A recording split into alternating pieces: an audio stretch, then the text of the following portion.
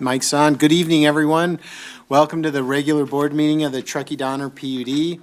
It is, Wednesday, November 6th, the day after Election Day. So, roll call. Sarah, could we have roll call, please? Director Aguera? Here. Director Harris? Here. Vice President Finn? President Bender? Here. The record will note Director Laliotis is absent. Got it. Thank you. Okay, Pledge of Allegiance. Joe, could you lead us, please? Thank you. Everybody, all together, I pledge allegiance to the flag of the United States of America and to the republic for which it stands, one nation under God, indivisible, with liberty and justice for all. Thank you, Joe. All right. Brian Wright, number 4, any changes to the agenda tonight? I said it. One minor change. Our workshop item number 16, we'd like to move up to take place just after the consent calendar, right before item number 12. We have a consultant here presenting. We'd like to get that one up higher on the agenda. Got it. Noted, and we'll make that happen. Okay, writing it down so I don't forget. Okay. Public comment, number 5. Any public comment on any item not on the agenda tonight? Hey, there we go. No public comment. Okay, we'll close public comment, and now we have some director update. I'm going to start on my right. You know what? I confess I'm feeling a little low tonight, and I didn't have the optimism needed to do a good director's comment. Okay.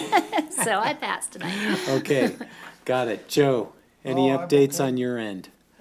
I can walk and talk. Okay, Still here. all right, heck yeah. And as far as the board meeting, I'm with it. You're here. Yeah, I'm here. Okay, perfect. Kim, any updates I tonight? do have an update. So I took notes from the Krista Finn comments and typed something up. So it's just going to take me a minute to read through this. So I'm entering my last month of my 4-year commitment to bring transparency and fiscal responsibility to Truckee Donner PUD. It has been both challenging and rewarding. Congratulations to the new board members once they have finally finalize the election. I look forward to new ideas and new leadership with this board, especially in the transparency and fiscal responsibility for a publicly owned community utility. Next, I want to express my appreciation to all the employees in water, electric, and administration, keeping the water flowing, electricity on, and billing and permits issues takes a village, and I'm appreciative of the frontline employees who make it happen every day. Second, I want to share with the current and incoming board members a conversation I had with Keith Simovic, who's the partner with Moss Adams, our auditors. 2 months ago, 2 months into my term in February of 2021, I received a copy of the audit engagement letter that outlines the plan for the upcoming audit. This document should have been received by all of the board members as part of the good governance and communication. The second engagement letter I received was last month in October of 2024. I went about 3.5 years without receiving one. Brian forwarded one to me, and I realized that I didn't receive it through my email. While this brings up the question, why didn't I receive it? I am not sure, and Brian was looking into it, why I only received 2 during my 4 years.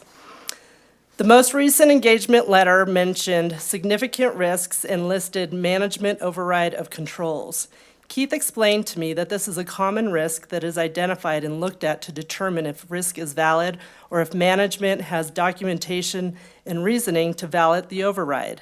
Keith said that some boards will have their audit committee review such items for the board, which brings me to my suggestion for the future board.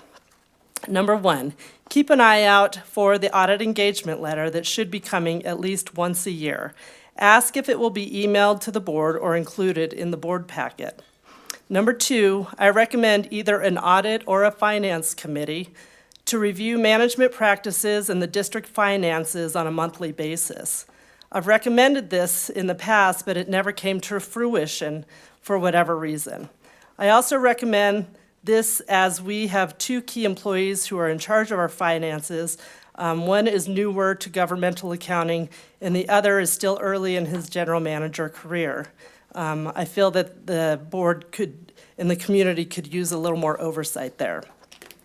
The last item I wanted to recommend, especially to the new board members, is using the California Special Districts Association as a resource. It's csda.net, which I'm sure Brian hopefully will provide that information.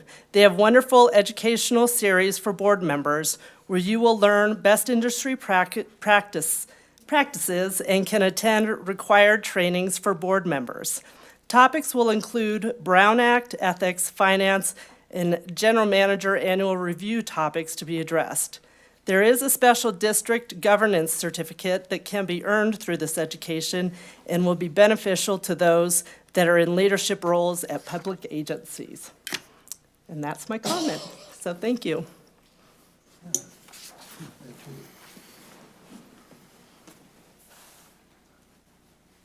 All right. Yeah, I was just, that was a lot there. Hopefully it's not in conflict with any severance agreements that were signed previously, so hopefully it, and, Sorry, good what's things that you- supposed to mean? Well, Kim, this is, you're in response to Krista Finn's letters. Oh, and- no, I was No, taking note okay. because Oh, okay. she makes okay. notes and she's always very good at articulating what she is Yeah, wanting to yeah. communicate. So Yeah. that was what that was meant to be. Oh, So okay. it wasn't a hit on her. It's more like I'm taking notes from what Okay. she has done. And I didn't take it that way, so Yeah, it's yeah. it's all copacetic, y'all. I guess, I'm glad to be alive. So I we're all a love little- Truckee. I want to focus on the positive. I don't want to focus on the negative. I don't want to focus on the false claims of people. Just because people are elected doesn't mean false claims are true. And I love being on the district. I'm honored to be on the district. I appreciate everyone getting out and voting yesterday. I am so glad the election is over. Thank goodness. And I am ready to roll up my sleeves and work with this district, with this community to get some stuff done. And I'm really excited for that. So thank you, everyone, for being here. Really appreciate it. And I appreciate all of you. And thank you. Yeah. Do that back here. For your service. Yeah. Okay, okay, department updates. Number 7. What do we got, Brian? We're going to start with the water department. Awesome, thank you. Good evening, President Bender, members of the board. My name is Chad Reed, and I have the opportunity to get to present the Water Department's updates for this month. I'd like to start off with our very first slide, which is a slide or a graphic that you guys are very familiar with. This is regarding how much water we're pumping. One of the things that we've seen and why we're tracking this is this goes back to California Conservation, a Way of Life. And so what we're really curious about is as we're pumping this water, we're hoping to see a reduction from year over year. And if we compare what I'm going to call 24, even though I know 24 is not totally done yet, if we are to compare it year over year to that of 23, we're about 6% higher. And so the next thing that we always do is we then look at a running 3-year average and say, what are we seeing? Well, if we take that 3-year average, we're about 16% below what we would, lower pumping numbers. And I think it's important to say when we compare 24 to 23, that's that 6% number we were talking about. But yet when we compare 23 to 22, those numbers were 8% below. So even though we're higher right now of 6, we were actually 8 below. So if we take, and I know we're not allowed to do this per the state, so to say, but if we take the net of that, we would say we're about 2% difference of what we're seeing, which is very positive. Next slide, please. The leak over on Rainbow, we're happy to say that it is off. It is no longer leaking. I am so proud of the team that I get to work with regarding this, how quick we were able to put this project together. I would like to give a big heartfelt thank you first to the board. Thank you for appropriating the monies and making sure that we had the monies to do what we needed to do. Secondly, that of Caltrans. They worked with us hand in hand. Every single day we were fielding phone calls back and forth, and I was so proud to get to work with two government agencies working together like this. Was amazing to see. And then lastly, the Hanson Brothers Enterprise. They were quick to jump on this. They did grade A work. I was very elated by how quick this went. When we were able to finally shut off that supply going into Prosser Lakeview Estates, it was a really big heartfelt relief that you can kind of sleep through the night and not worry about something breaking and possibly damaging roads. So we're very happy to report this is off. This is not the last time you're going to hear about this, unfortunately. We are going to have to come back to you in spring when we do our capital improvement projects to fix that original supply. Just a very quick update on projects. Ski Run Tank is being used. It's been being used for about a week now. It is fully operable, and we're very pleased with how things came to be and that we're able to use this, and we did this in one summer. The tank, or the old existing tank, is still there on site. It is drained and completely valved off, and we're not sure that winter's coming in faster than what we were hoping for, so this might get delayed with removing that old tank until spring. But we just wanted to say that we are very pleased with RDC, the contractors that did the work up there. On the right, you're going to see the Alder Creek pump station. This is something that was we talked about it in-house, and I need to give a huge shout out to our electric engineering department and our electric operations people. It was something that we talked about, and I was thinking it was going to be several months before we could get all the engineering done and get everything done. They came through in a matter of weeks. And not only did they come through with the first version of the plans in the weeks, they came with a revision in days.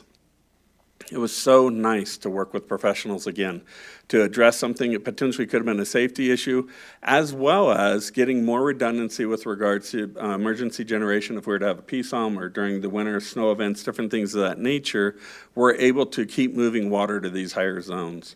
So this is something that we're very happy with, that we were able to get this together. They did a fantastic job, and I'm very pleased with what I see there. My last thing I don't have a picture of, is we were able to dive 8 of our 35 tanks this year and clean them out, and we have full reports so that we can keep doing a much better job with our CIPs as we're doing it. We're not just looking at the outsides, we're able to really get a very good detailed report on the insides, and so we're very happy with how this summer has gone. Thank you.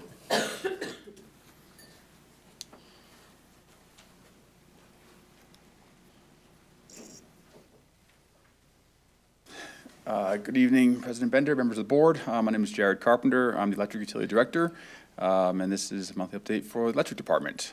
Next slide, please. So for some quick updates on the power supply, kind of per the usual, we've been kind of sharing where the power kind of came from. In this case, it's during September. We haven't really received our last month's stuff just yet, but it's not far from what you saw before. The hydros are down a little bit. Our hydros are kind of in areas that they're just sort of lower down, so they stop a little earlier than the ones in the bigger dams. So a little more came from undisclosed than usual, and gas a little higher than too, but wind was doing quite well. So for some updates, sorry. We took our system out of one shot just recently on the 25th, kind of in the same time when it rained and got some weather. The local fire agencies were reducing the fire hazard levels as well. So we saw a good opportunity to take out a one shot, which I'm very glad we did that because it started to snow soon after that, and those nuisance trips and nuisance outages that they happen a lot more when you're in one shot. I put a note here for transmission system updates. Wanted myself to talk about this briefly. I know there was a letter that went out to a lot of people in Truckee about some transmission line work that NV Energy is doing, kind of going up through Truckee. We're working with NV on that as well too, but just updating, letting everyone know that, yeah, they are doing some work on the lines that kind of go through Truckee, which, as they harden those, will be good for us down the road. It'll be a multi-year project, but just kind of keep you updated. Also for UAMPS, got to attend the director's retreat there in Arizona. It was a good time, and there's some things coming up in the next few meetings that we'll be getting into some of the findings from there and outcome from there. But our main topics were on some new generation sources they're looking into, and plans to meet the member needs through new generation, and also some internal things, and some very detailed many-hour updates on the extended day-ahead market, the EDAM, which you've heard me talk about some of the new markets recently. Now we're getting some more hardcore information of when they're going to come online, what the costs will be, and all the little details there. So more to come down the road. Next slide, please. So for some power updates, for some significant outages, so I'm sure as many people know, there were 2 transmission outages that lasted for a few minutes each, one on the 11th and one on the 25th. Those were due to NV Energy doing some transmission line work. It wasn't our system, but they had to do what we often call a drop and pick, where they have to turn the line off a couple times each of those days to switch it back to its regular configuration while they're doing some routine major maintenance on their work, on their line, sorry. There was also, on 10/31, that snowstorm there was a tree, a car pole that was hit. The picture there kind of shows it over in kind of Tahoe Donner on Alder Creek Road. So that was, we had to take everyone off a little bit, do some work for about 90 minutes. And there were a handful of customers that were down for about 6 hours while we fixed this pole. It was a truck that went through it. So slick road, it happens. Everyone drive safe, please. And I kind of wanted to throw this graph up there because as we've been dialing our systems in more and more and using our OMS and our systems more and more, it puts out some really neat graphs and metrics that are produced in a matter of seconds. So figure maybe share some of them, find ones that are everyone kind of sees value in them to picture what's going on. So I think that's my last slide. Yeah, thanks.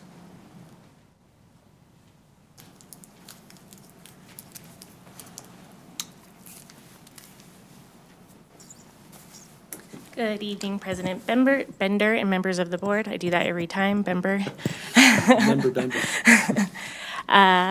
Next slide. First, we wanted to start with congratulating Ben Silva. He recently completed his apprentice linemanship program with us and has been promoted to a journeyman lineman. So congratulations, Ben. Heck yeah. Next slide. Next up, we have a lot of core value recognition awards. We skipped last month, so we have double of them today. And there were some lengthy write-ups on them, and I'm going to read through them because I think they should be heard in their entirety. So the first one is Casey Chavez for communication. It has been a busy season in electric, which has led Casey to being upgraded to foreman quite a bit. His communication, while being upgraded to foreman, has been critical to the department keeping pace with this summer's work. He has been heavily involved with the West River Street overhead and underground conversion, and his strong communication has been a key factor in having this project stay on track for successful completion. Casey's consistent and level-headed communication style is appreciated by his peers and department leaders. Casey is one to always answer the phone, even if it's to let you know he isn't available. Casey's collaborative communication style helps alleviate stress and pressure when he's involved, because he's a true partner and you can trust that he will get the information you need to get the job done. Next up is work-life balance. This was 3 of our employees here. So we have Cody LaPaca, Ryan Purcell, and Dan Baumbach for work-life balance. These 3 electric department members recently took time off to travel with their recently graduated sons, high school graduated sons, to get them settled in and ready for lineman school in Idaho. All 3 serve a different and important function within the electric department, and they did a great job ensuring their respective job duties were covered while they were out, so the district was set up to succeed, and they can enjoy such important time off with their families. In addition, their families are dedicated to the future of our industry and will be the next generation of electric utility workers. Chuck Gazzo and Ryan Clement for timeliness. Recently, some of our electric department's heavy equipment vehicles experienced an issue with their depth sensors, making them basically undrivable. Chuck and Ryan immediately jumped into action, troubleshooting the issue to schedule or complete the repairs themselves. Their dedication to figuring out what the issue was had them working late and on their days off since this was such an impactful problem. Thanks to their hard work, they figured out the issue and came up with a temporary solution to get the vehicles back in service. The crews were grateful for their hard work and timeliness on this issue. Last but not least, we have Carlos Reyes for accountability. Back in mid-July, Carlos began training for his new role as our warehouse and utility worker, but his focus wasn't just on learning the various duties and responsibilities associated with his new position. Over the next month and a half, Carlos diligently worked to ensure the customer service team, where he promoted out of, had the necessary bandwidth to be able to complete daily tasks and provide a positive experience for our customers. He accomplished this by willingly adjusting his work schedule, jumping from one role to the next, and working on his days off. In short, Carlos took full responsibility for making sure that he was setting himself up to succeed in his new position, as well as seeing to the needs of the customer service team. On top of that, in his short tenure, crews have already noticed and commented on what a great job he's doing in the warehouse. This demonstration of accountability, as well as his enthusiasm and positive attitude, is what makes Carlos such an amazing team member and asset to the district. Thank you. Next slide. Now we're going to recap lots of events from October. So Big Truck Day, as you know, that we are a big presence, and this year was no different. We had our 2 bucket trucks, which helped a lot to get the line shorter for our bucket truck rides. We had hula hoops over water fire hydrants. We had fishing into our dump trucks. You see the cute little dog is wearing our new logoed bandana that was very popular. And then, of course, we had the conservation booth, Spin to Win, and some pictures, photo booth that you could take dressed up as a lineman. Next slide. We had our 2nd grade Truckee Elf field trip in October as well. You might have noticed a new banner in the hallway walking in. They all signed a banner for us, thanking us for such a good time. This is our 3rd one that we've done. We do a water aquifer demonstration where they get ice cream and Oreos and gummy bears, and we get them all on a sugar high to go back to class. And then we do bucket truck rides and teach them a little bit about being a lineman. And then we have a conservation station where they learn about conservation through a lot of games of running off that sugar and chasing each other around. Next up.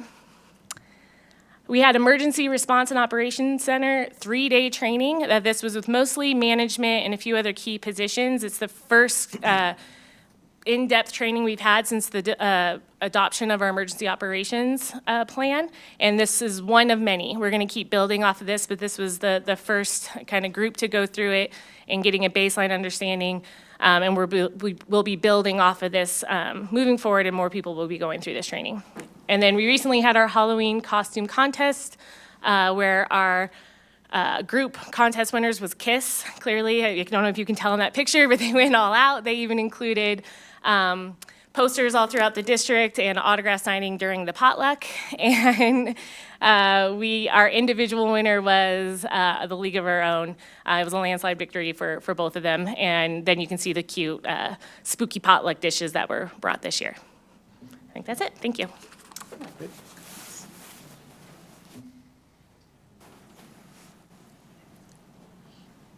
Good evening, President Bender, members of the board. Stephen Poncelet, Public Information and Strategic Affairs. Mine will be much less visually compelling as Jillian. I didn't even try. The election's over. Legislative and regulatory affairs never seem to end, whether they're in session or not. And particularly on the regulatory front, we continue to be heavily engaged. California Air Resources Board's Advanced Clean Fleets is a major regulation that could have massive cost impacts for us, along with our ability to maintain critical infrastructure and support emergency services. So that remains a very high priority, and there's been a series of workshops as they work through procedural stuff, what is commercial availability, and then AB 1594, the legislation we were successful in getting through to have them address the special needs of electric, water, and wastewater utilities.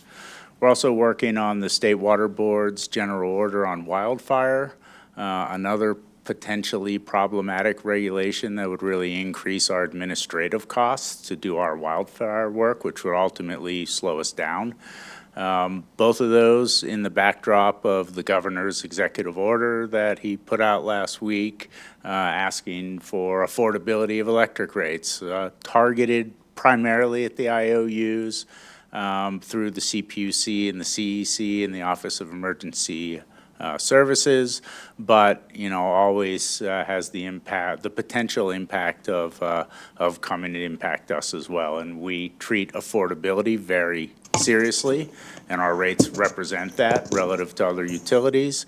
At the state level, there's significant pushback on the significant rate increases above the ones we've had that the state's experiencing. Chad mentioned briefly the conservation as a way of life regulation, so we continue to be active in that implementation, which takes effect 1/1/25. And finally, CMUA, California Municipal Utilities Association, one of our partners at the state level. They represent all 50 public power in the state and then a few hundred public waters. They're doing their annual legislative and regulatory planning meeting November 14th in Roseville.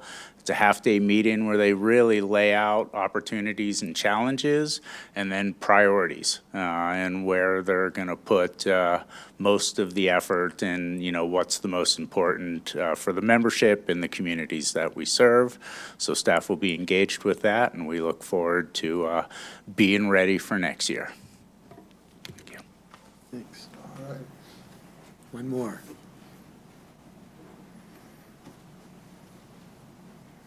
Good evening, President Bender, members of the board. Mike Salmon, Chief Financial Officer. Just a few updates here. This is a graphic of the customer work order activity for the kind of three of the core activities. Solar installs is the top gray bar section. The orange is panel upgrades, which you're seeing a big uptick in 2023 and 2024. And then new construction applications initiated.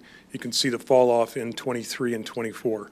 So just a snapshot of the various activities that are customer work order related items. There's certainly other work orders, billables and capital projects and other stuff that they work on, but these are three of the key items with respect to customer related activities. This chart is from our customer service team. This is last month for how satisfied were you with the experience with customer service. Over 85% were extremely satisfied. And then on the right, the reasons were billing questions in the green, and then the blue is payment questions.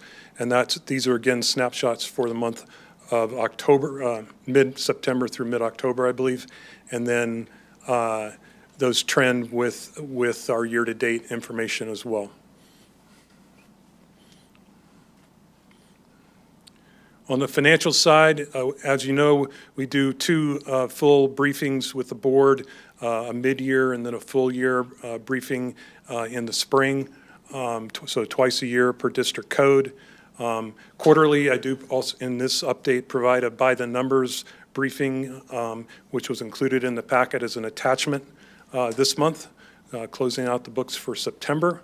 And then, of course, there's the monthly treasurer's report that has cash balances and reserve balances that you receive every month, as well as transactional information. So a few keynotes on the by the numbers kind of top level snapshot year to date September.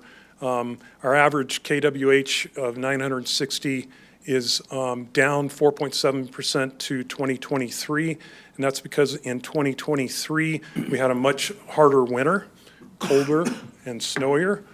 So a good winter as opposed to a more normal winter in 2024. So our KWH is down a little bit to last year.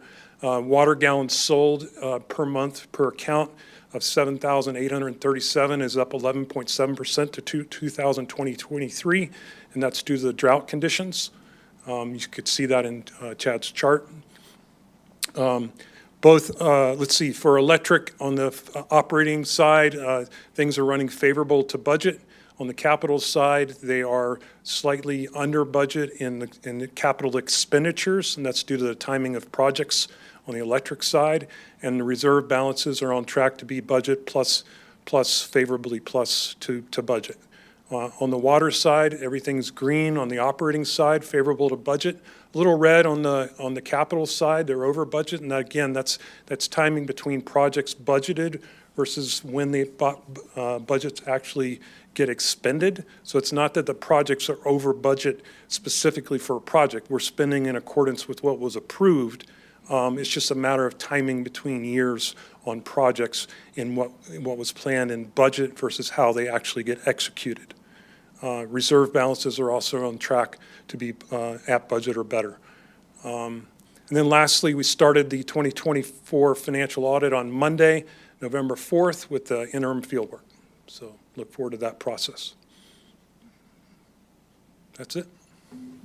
Thank you. Thank you. I want to add a few items, some celebrations. One, I wanted to acknowledge and bring to the attention that last month, Director Aguera, after 37 years of service, not only was recognized by the district and had a pump station named after him, the town acknowledged him in a resolution and acknowledging him for his years of service to the community at large. And so I wanted to congratulate Director Aguera on that accomplishment. That was a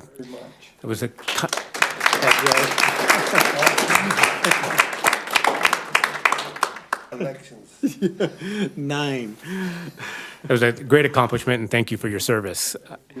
We also had the opportunity, I believe, Director Harris, President Bender, I think those were the 2 board members, myself, and some of the staff attended the ribbon cutting for the pedestrian bridge at the end of the new Legacy Trail, or not the end of it, part of it. Critical project for us, example of joint partnerships, collaboration. We have a redundant critical pipeline that goes through that bridge, and it offers another crossing and access across the river, those opportunities don't come around very often. And so when you have an opportunity to put redundant supply lines across the river corridor, it's important to take advantage of that. And so that was a great project, well attended. The ribbon cutting was pretty exciting. And then also the same day, a ribbon cutting on the undergrounding, the kind of envision West River Street revitalization project. The district participated in that project, again in collaboration with several agencies on an undergrounding, a joint undergrounding project. The poles are still up there, but our crews have completed the underground installation of conductors. We're finishing up some of the punch list stuff, but it's going to be a nice example of where we have opportunities to share cost and share benefits for an undergrounding project. That one's for aesthetics, but it's also for logistics, traffic flow, pedestrian safety, a lot of things there, and then also resiliency of our system. So I want to thank all the partners that, collaborated on that project. It's a great example, and we look for more opportunities that are similar. Also wanted to, as Director Harris mentioned, this is the beginning of audit season, and Moss Adams has issued an engagement letter and a planning letter. The significant risks that Director Harris pointed out, I just wanted to point out that those are somewhat pro forma. They're offered by Moss Adams each year at the beginning of audit season before the audit's conducted.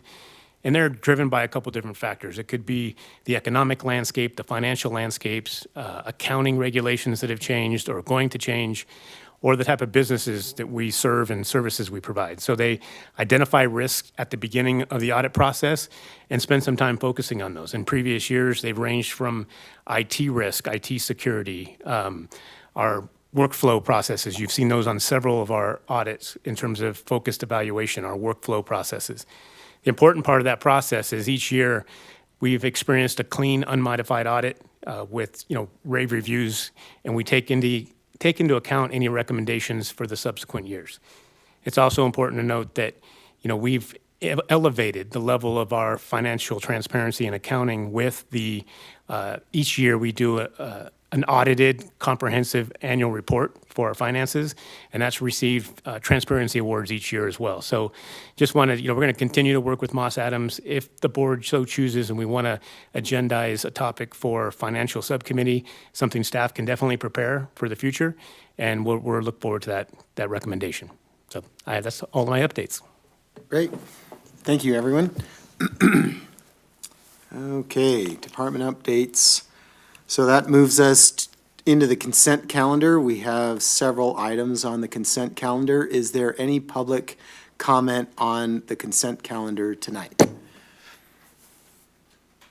All right, seeing none, we'll close public comment. Any questions, comments from the board? Firewall. That's at Scott Crow's alley. So protecting the district from, say, Russian or... Is it a real firewall? No, just cyber firewall. We don't want people infiltrating the district via the internet. Oh, okay. Yeah, Oh, okay. making pump stations run the wrong way. You know, et cetera. Well, I hadn't seen it before, and Yeah. and I knew it was the name of a project. It's also- Yep. Okay. No public comment, no questions. Is there a motion to approve the consent? I move to approve the consent calendar. Second? Okay, we have a motion and a second. Could we get roll call, please, Sarah? Yes. Director Harris, Yes. Vice President Finn, Yes. President Bender. Yes. Record will note Director Laliotis is absent. Great, thank you. Okay, so we're going to move number 16, workshop, Board of Directors workshop presentation with JK Architecture and Engineering for the 2024 Facilities Master Plan Update. All right. 16. What's that? We're going to 16. Yep, pulling 16 up front. We have some consultants here Oh, to okay. enlighten us.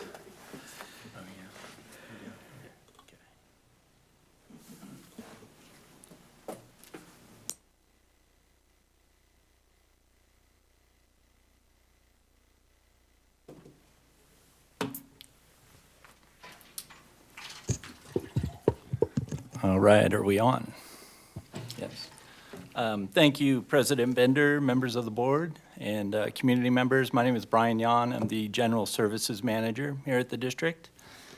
And this is agenda item number 16, an informational workshop to provide the Truckee Donner Public Utility District Facility Master Plan 2024 progress update. We're here tonight to share with you kind of a high-level recap of the district's efforts in developing a facility master plan in collaboration with JK Architecture and Engineering. And we'll start with a little history of the district planning prior to 2019. And then Andrew Todd, I'll introduce Andrew. He's the Senior Project Manager from JK Architecture and Engineering, and he'll provide an update on the development since engaging a new contract with them in February of 2024.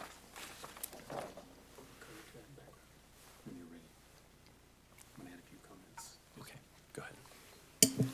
I want to go just before, Brian's going to give you some timelines here on the recent efforts and work here. I want to kind of remind, bring the board back down memory lane a little bit. Also for giving context and perspective of why we're here this evening with this presentation. And so if you recall, several years back, when Michael Hawley was the general manager of the organization, we started the process. In fact, back in 2005, and Brian will talk about that, but back in 2005, the district initially started the process of a facilities master plan, and it was really geared towards developing emergency redundant facilities offsite in case something happened here. And it was kind of really limited to that. Back in 2019, the general manager was asked to kind of embark on a facilities master plan to start setting a roadmap and some standards on what we're going to build. And if you can recall, we were also engaged in some remodeling here because we were growing. We had new needs, more staffing, more equipment. And so we were starting to notice a need where our current facilities just weren't enough. And then with the retirement of Mr. Hawley, that project kind of got shelved for a little bit. And so we're continuing to have growing needs, growing resources that are equipment and materials that we need to store, make sure those are protected, growing staff so that we have comfortable, workable office spaces for them, facilities for them, parking, all that stuff that they're going to discuss this evening. And so several months back, we kind of presented a couple of options and got some board feedback, and we're looking at now this evening another larger holistic option in terms of a complete offsite campus, not in the immediate future, but in the long term. And so I just want to give that perspective, kind of how this has evolved over starting with some redundant resources at our pole yard or a corp yard to actually over time, identifying where we need to be as an organization to provide the resources and facilities for our staff to operate at the highest level. So I just kind of want to start with there because it's a lot to consume this evening. Thank you, Brian. So we'll start off with the history of the facility master plan here at the district. I'll start off with what is a facility master plan, just kind of a refresher. A facility master plan is a long-range planning document developed to provide organizations a roadmap or clear path for anticipating future growth and changing needs of an organization. This plan offers guidance and planning to prepare for upgrades, improvements, and expansions of facilities to accommodate the organization's needs now and anticipate the future. Tonight, we'll be talking about the history of the facility master plan, as Brian mentioned. Andrew will go through the overview of the process that JK Architecture and Engineering started in 2019 through 2020. And we'll present the 2024 Facility Master Plan Addendum or update, and then an overview of the findings from that. So a little bit about the history. At the February 7th, 2024 Board of Director meeting, staff and JK Architecture and Engineering provided a workshop with a Facility Master Plan progress update, similar to tonight. And from that, we got some direction, and we did some work in the interim, and now we're back to provide an update. Prior to that February workshop, there's a long history of planning by the district for the redundancy that Brian Wright mentioned. And that started in August 2005 with the TDPUD Corporation Yard Program and Master Plan Report. The district hired Gaunt Salmer Design. And then in 2006 and 2007, the TDPUD Corporation Yard land development history included some lot line adjustment performed, and then two parcels out adjacent to the Corporation Yard property were actually declared surplus and marketed for sale. They weren't sold at that time, so we still own those properties. And then in December of 2018, the TDPUD Corporation Yard 2018 Master Plan Development Workshop was presented to the board, and that instigated a RFP process, and the award of contract was awarded in June of 2019 to JK Architecture and Engineering to commence with the 2020 Facility Master Plan for the district. So Brian, we're in the planning process now. I thought that it started the building. I guess I dreamt that, yeah, up at the Pioneer Center. Thank you, Director Aguirre. No, we're still in the planning process. We're still taking and analyzing the information that JK Architecture and Engineering collected during the 2019-2020 Facility Master Plan project, and kind of massaging and organizing that into different options and ideas. And we're going to go through some of those options this evening. So with that, I will, I've already introduced Andrew Todd. I'm Andrew Todd, Senior Project Manager of JKAE. So President Bender, Board, thanks for the opportunity to come back and present our findings for the 2024 addendum. So what I'm going to do right now is sort of recap the presentation we did back in February, and sort of to explain the process of the 2020 Facility Master Plan. So, along with the architecture team, we worked with structural engineering team, civil engineering team, mechanical, electrical, plumbing team. And what we did is that through a series of interviews, through assessing the site, we began to collect a lot of data. Data not only is just the conditions of the building and some problem areas that we see, but also beginning to document needs. So the flow chart on the right really sort of describes sort of the processes of getting towards the facility master plan. So we interviewed the executive committees, we interviewed the staff, the engineering teams. As I mentioned, we did this facilities assessment, and then we did a traffic study, and that all combined into a design charrette. Then we actually met with the town of Truckee Planning, and that time they were beginning to work on their 2040 general plan, and we were just beginning to share with them what the district was looking at, what we were thinking about doing for a facility master plan. We got a cost estimate, and then we presented the draft to the board. Part of the analysis is that, like we mentioned, traffic study, but also looking at site deficiencies and opportunities. Okay, next slide, please. And then we did an in-depth conditions assessment. So we just went through all the departments, all the facilities, and we looked at the main office here, the courtyard, Mars Valley Substation, and then we began working directly with the district, began to understand all the different operations.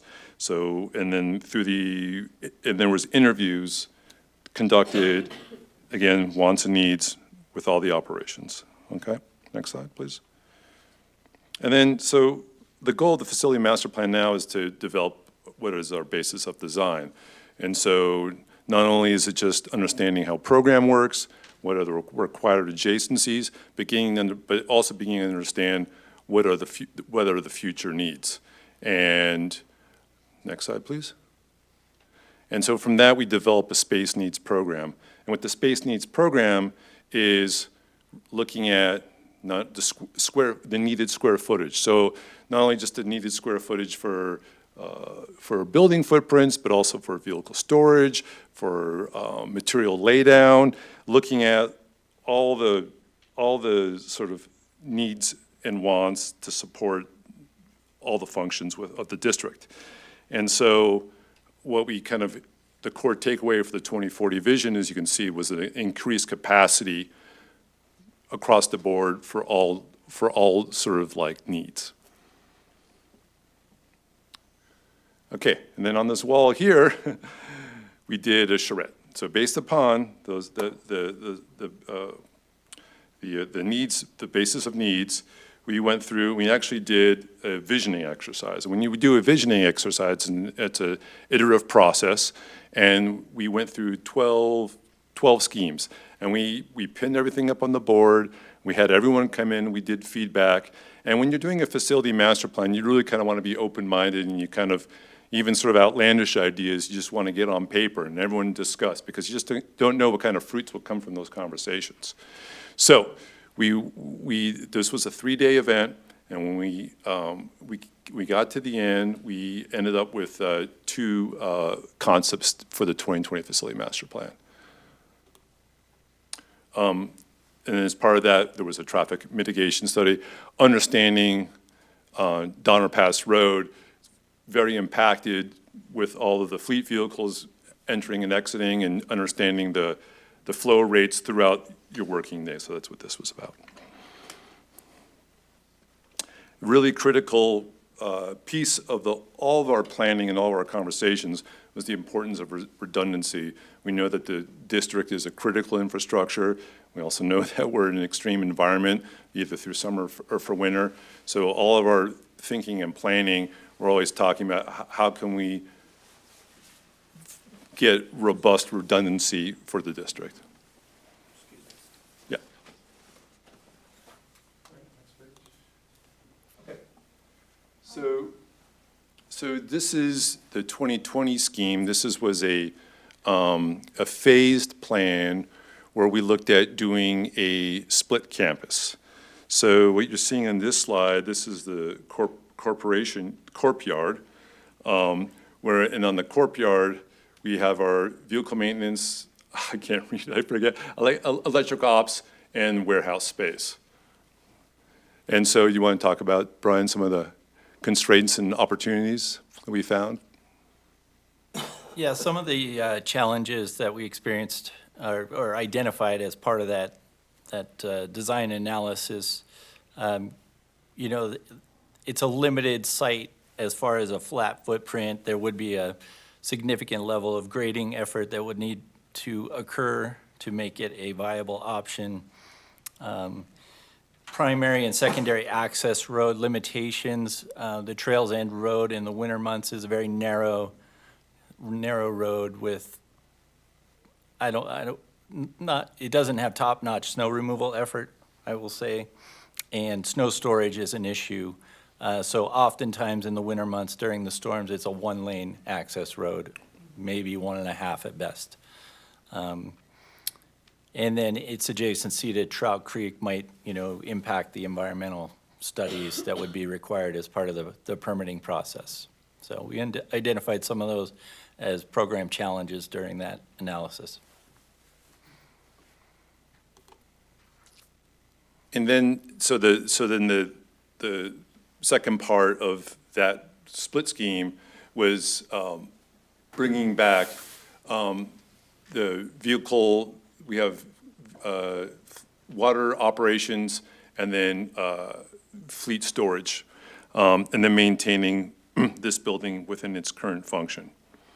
And then a further phase would be there's the easement which runs to the east, and opening up that easement for improving traffic flow, because currently right now the site is extremely congested. And then, sort of like as I alluded to, sort of like a wild brainstorming vision was like, okay, we understand that there was challenges of having a split system, of a split campus. What about looking at a unified campus? And because our space needs diagram or our basis of design told us we need about 8 acres in order to accommodate all the operations, what we have is that we envision going to the park to the north, encroaching upon Meadow Park. And then entire renovation of the existing system, existing facilities. But the issue of being a congested site is still kind of, it's very difficult to resolve. It is, and for the option E2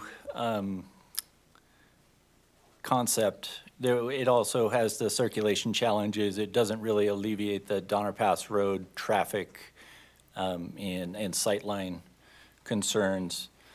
And then the other consideration would be, how do we operate while we're in the middle of this phased remodel, multi-year remodel, and trying to operate out of this site as well.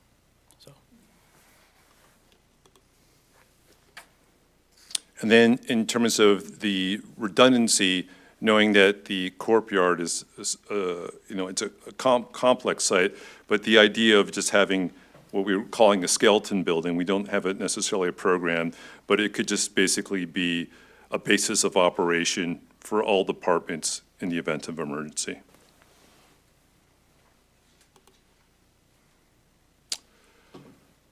So now we're going to kind of talk about our addendum. So that was the recap of where we got to February 7th. And then there was a request to say, hey, because of the needs for the district, would make a lot of sense to envision a consolidated campus at a new site location. There's no conversation where that site is. There's no conversation of land acquisition costs, but it was a facility master plan brainstorming session for a consolidated, complete campus. And if I can add, so part of that conversation was, you know, we know what parcels that the district currently owns and what we have available for these uses and the potential for them. But what we don't know is, what would it look like? We have all this data. What would it look like if we imagined a single campus look? And how would that look? What size would that need to be? And so using the data from the 2019-2020 Facility Master Plan, JK Architecture and Engineering was able to put a programmatic diagram together, a couple of them together for us. So this is sort of a timeline. So preliminary concept development, like I explained earlier, there was a moment where we did the charrettes. So where we looked at, the 12 schemes. So this is kind of the preliminary concept is our charrette phase. So what we did is our full sort of integrated design team, along with the district, we toured the Truckee Sanitation District and the Public Work Facility. And those are two great analogs to what an operations facility campus looks like. It was really enlightening to sort of see how their operations worked. We interviewed and talked to the staff there, and we got a real kind of sense of, okay, in this environment, and how would this look for the district here? So utilizing the space allocation, so the areas that we defined in 2020, we began to sort of put those puzzle pieces together for 3 different concepts.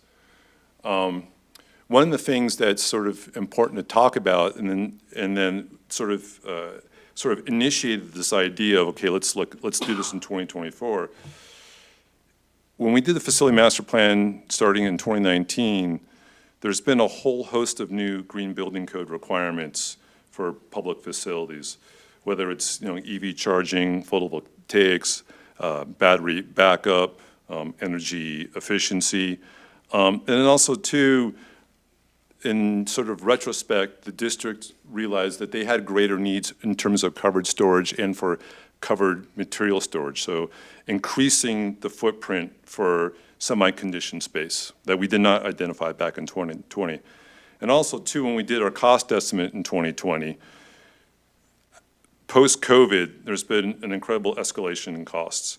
And it's not a direct analogous. It's not directly analogous to cost of inflation.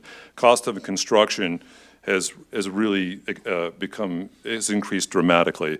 So we wanted to also, because we did provide costs in 2020, we wanted to readdress what the 2024 the costs were in 2020 to 2024 dollars.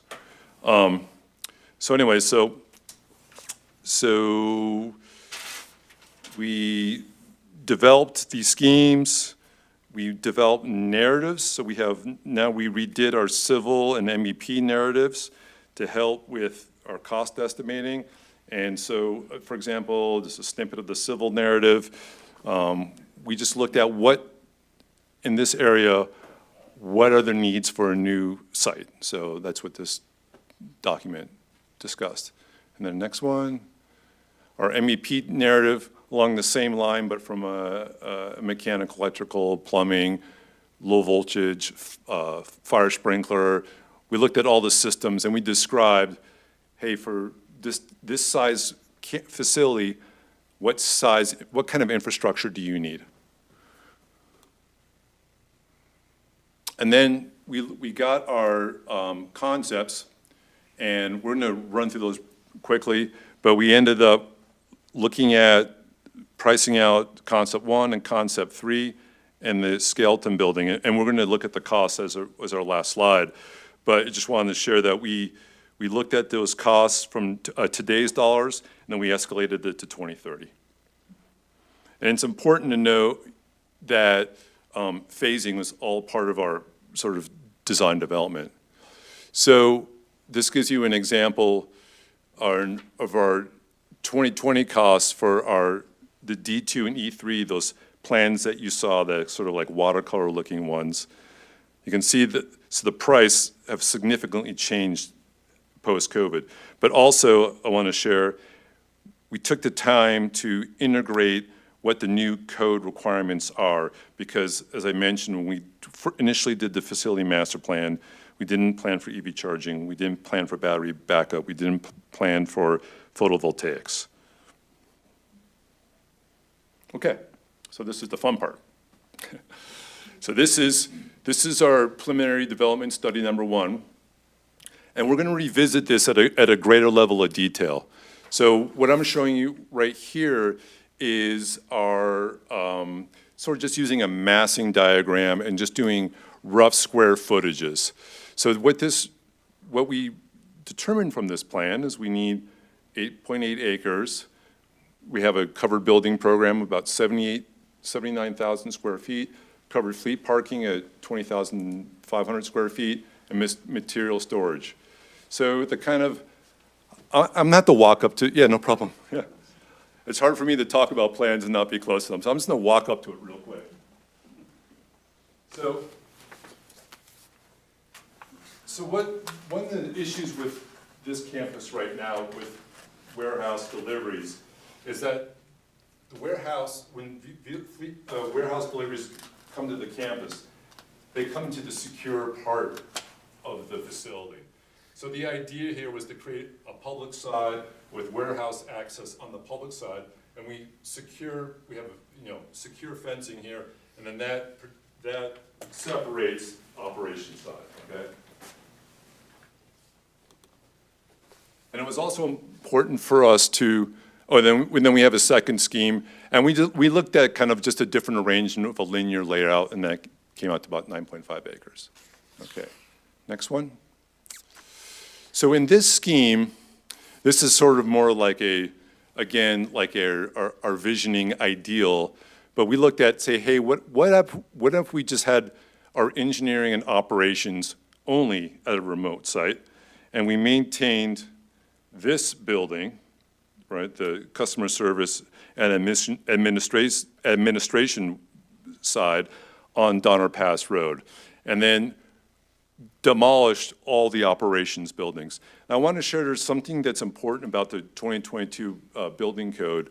There's been a change of how public facilities are assessed.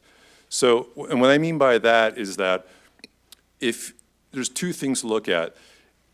If an existing facility, if you affected structural system, there's a low percentage, it's like 5% for one thing and 10% for the other thing. You have to fully upgrade the structural system of the building. Also, in addition, in the course of modernizing a building or refurbishing the building, if that cost of refurbishing that building is greater than 50% of its replacement cost, the cost to build it, you have to tear the building down. I know it sounds kind of crazy, but actually all the schools are faced with it because all of our public facilities are really aging in the state of California. We're kind of getting to that point now where our buildings are aging out from a seismic safety point of view, from a fire life safety point of view, and from an accessibility point of view. So in 2019, that wasn't identified. So although the buildings, the facilities as they are now are totally fine because they're grandfathered in. But if any major reconfiguration was done, it would start to fire off these replacement triggers. So that's what kind of this one is about. Okay, so here is a detailed plan of that phase one, that first diagram that I showed you. And it shows in detail the buildings, the arrangements. We like the idea of trying to make sure we've got courtyard spaces for employees. And then also we have these red vertical lines, and the idea is that this project can be phased out through the years. So we understand that the idea of all of a sudden having a brand new instant campus is not realistic, but the idea of transitioning to a campus is a possibility. So in this case, and our cost estimate reflects that, we look at phase one where we just start with vehicle storage and also doing site infrastructure. Then phase two would be the core operations, then phase three would be customer service and administration. And then in this plan itself too, we begin to take a look at certain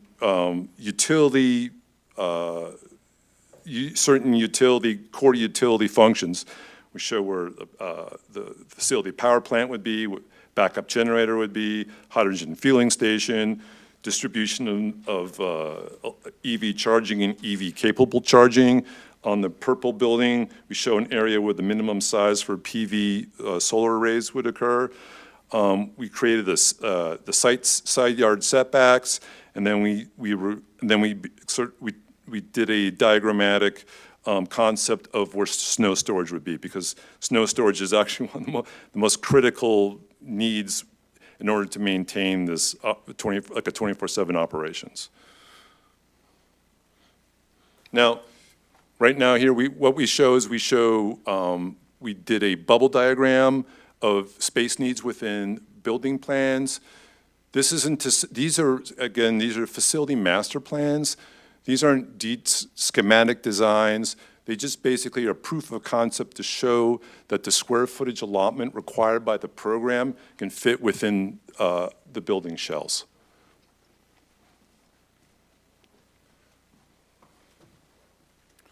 Okay. Okay. So just to recap, in 2020, we did 12 concepts, and then we explored 2 concepts in detail. And then in this year, we did 3 preliminary concepts. We did 1 refined concept, which we just looked at. We did 2 narratives for helping define a basis of design. We costed 2 concepts. And so this whole 24 addendum is 36 pages, and we'll be adding that to the 395-page 2020 Facility Master Plan. Okay. So here is a snippet of our costs. It shows the 2030 escalated cost. So we're revisiting the costs of option D2 and E3, which we showed on an earlier slide. And now we're sort of adding what the costs for these new consolidated campuses are. And then also doing a 5,000 square foot building at the Corporation Yard, the Skeleton campus. Okay, that's it. And then the fiscal impact for tonight, there is no direct fiscal impact associated with this informational workshop. And the recommendation tonight is for the Board of Directors to receive this informational workshop and provide feedback and direction to staff. Excellent. Thank you very much. Yeah, thank you. A lot of work and some images in a short amount of time, so. I tried to move it along. Yeah, so really appreciate it. Yeah. Is there any public comment on the TDPUD Facilities Master Plan? Silence. All right, no public comment. We'll close that. And any thoughts, comments, inputs from the board? Director Harris, anything on your end? Just thank you very much for the presentation. It definitely, I feel like we need to take it in and just sit on it and just let it process, because there's a lot of information here. So thank you, and I'm sure it will give the next board some food for thought.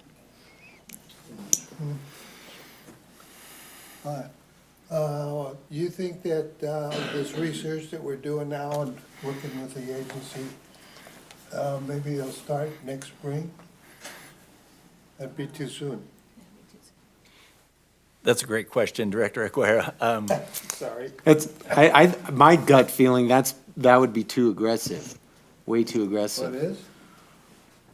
Well, just, there's a lot of work involved. Yeah, you gotta acquire parcels, find a design team, do a design. That's if, we go down that option. We don't have enough room up there to courtyard right now. By the TNT concrete plant. Yeah. Right, that's what Brian was saying. It's too steep, and then there's single lane roads that are very steep. Yeah. It'd be built on that hill? Yeah, single campus, it would take a lot more engineering to actually make it functional out there. For the roadway, for the access issues, for the grade work, and other potential challenges that may present themselves. It is right down the hill from the Joe Aguirre pump station, though. Just don't take any of my land up there. If I might add a little bit context or framework to this, and it's a great question. The intent here is not to propose to the board a shovel-ready project by the spring. There's still a lot of design work, extensive design work. What we're looking at here is a long-term master plan. Clearly, we've identified, and we've heard it through our staff and feedback in some of our engagements with workshops internally, the challenges, logistics of large vehicles and equipment coming in and out of our yard during particularly the snow season, the ability to store equipment and materials in a covered and sometimes climate-controlled facility.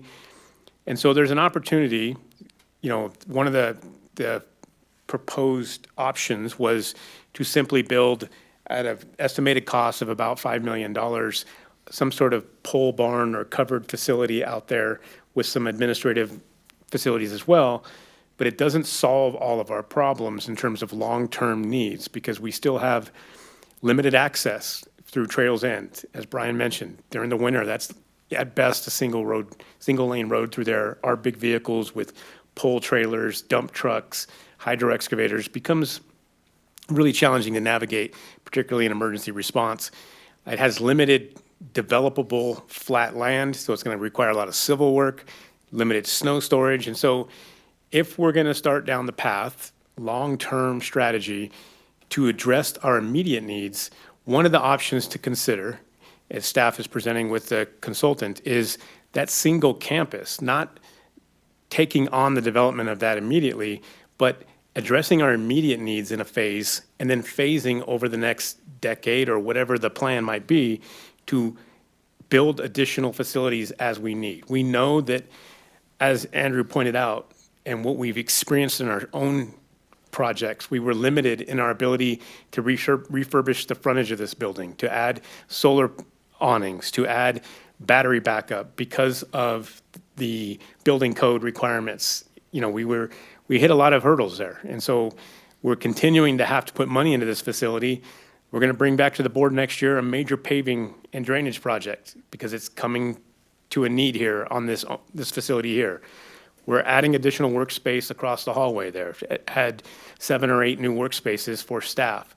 We've done some remodeling. We had to do the frontage repairs just to keep from leakage and things of that. So there's maintenance still required, but it's not addressing our long-term needs in terms of storage and facilities. So think of this as a roadmap, not a construction project next year or even in 2026, but an opportunity to have a plan over the long duration to phase in as we have funding or we have new needs. Some of it is, we don't know, it's aspirational or unknown.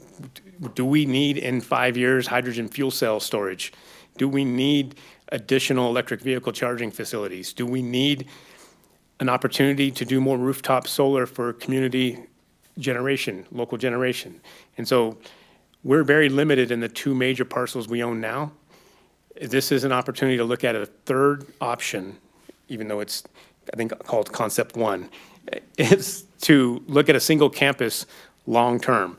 I would also encourage to kind of look at it from the perspective of the town courtyard. Dan Wilkins, the town of Truckee, the Public Works Department, did a project over many, many years to develop a truly functional and integrated public works yard. That was a roadmap. And so this is what Andrew and Brian are presenting this evening. Thank you.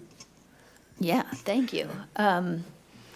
Yeah, I do feel like, this has come across our desk multiple times we saw the timeline here. One thing that never happens is things never get less expensive moving forward. And the more time that we take just making a decision about a plan to pursue, that also has a financial cost to it. I think it's everybody's natural first instinct is to how can we save money? How can we rejigger what we have to be more efficient and meet our needs, because it'll save us money, because we have this space, right? Because this is what we already have. But I also think that you can you can sabotage yourself with that, because we're already, this is a puzzle that may not be solvable with the spaces that we have, right? We already have a lot of challenges here. Again, I was extremely disappointed when we got into putting the solar panels on, and then turns out we couldn't do that. So we wasted time, we wasted money. Frustrating, very frustrating. So I'm personally, in my mind, I'm moving myself to the concept one, because part of what Brian and Brian both talked about, we can't fully realize what it is that we are going to need to plan for. Like, we know that we have a complex and changing industry, like what we do here, and the things that we need to provide to this community, and the things that we need integrated into our campus. Like, we do have CARB, regulations coming down the line. We are going to need charging space for all of our equipment, not just our employee cars, which I assume we will need as well. It would be great if we could figure out how to incorporate generation into close to the PUD. Like, this is our job. That's already a new sort of thing for us. We've got a battery project in the works already.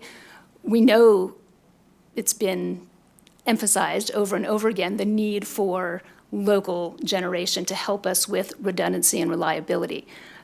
These are big things. They're going to need some space. It's going to need some space. And I am liking, and I understand the idea of doing it over time. And by the time we get all of everything over there in 10 or 15 years, which is really a blink of an eye if we step back for a minute. I mean, COVID is already 4 years behind us, which is so weird. It feels like just yesterday. But time is going to continue to pass. Costs are going to continue to go up. Our needs are going to continue to become more complex. And even something simple like pulling out of this onto Donner Pass Road right now is kind of scary and challenging. So, I mean, I do feel like I understand that these numbers are a bit eye-popping, right?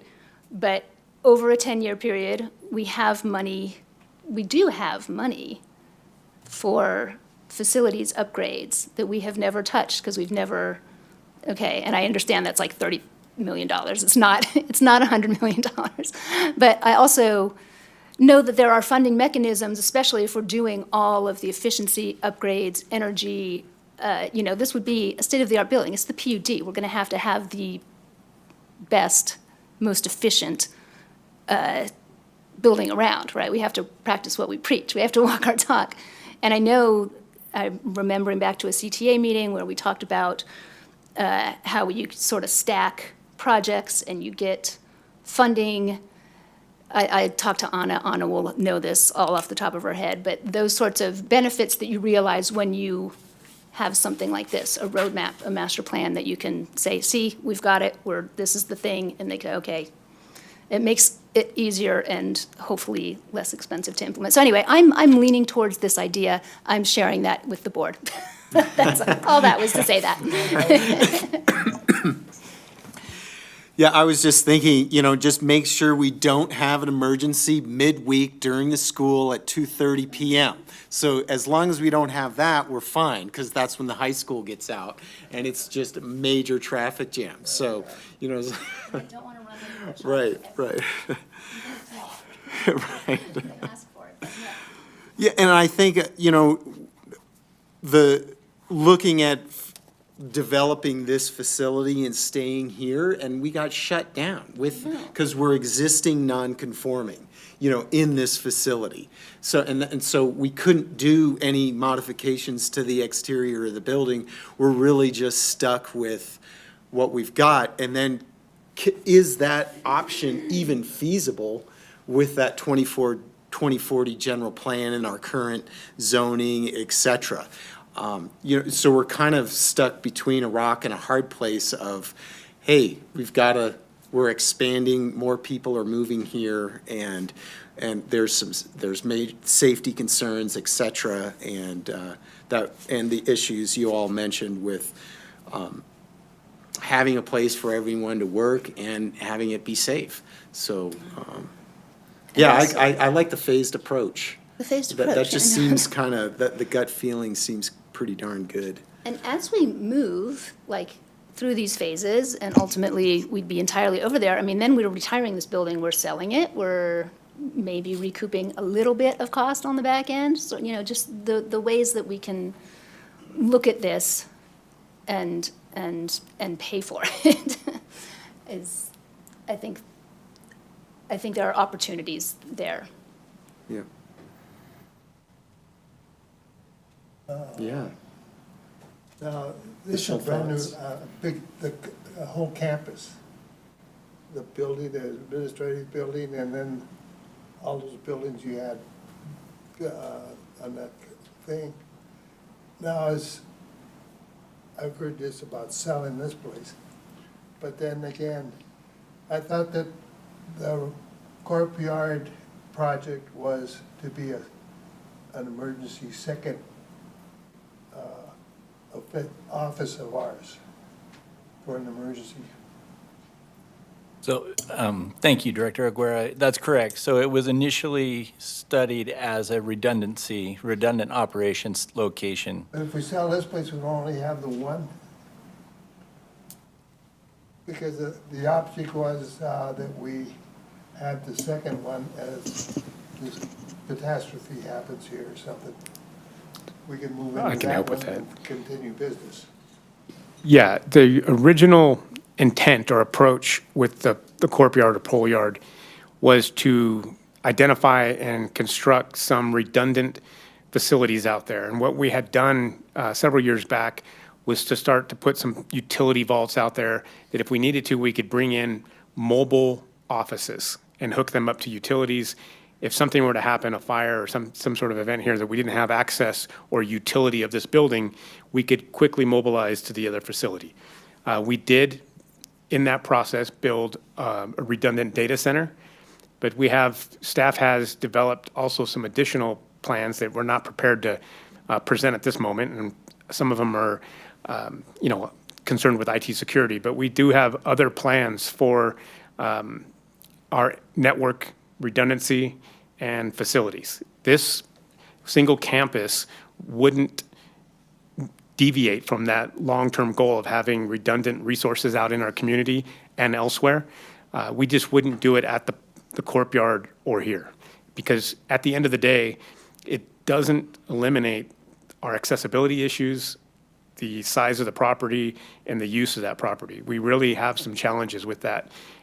We've heard it expressed in our line crews feedback, water crew feedback, and even with the community. We've had, it's becoming somewhat of a risk even to leave this parking lot at times with, as President Bender mentioned, when school's out, or back at the pole yard when construction yards are, letting out and a lot of trucks going around. So we're still going to take it with an approach with redundant facilities. They just won't be at those particular locations.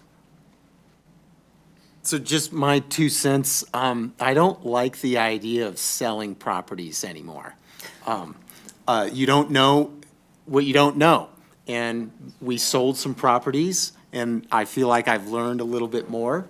And I honestly really want to, like, if we're going to sell something, we're really going to talk about it, because personally now, I don't like selling properties. I don't like the idea of that anymore.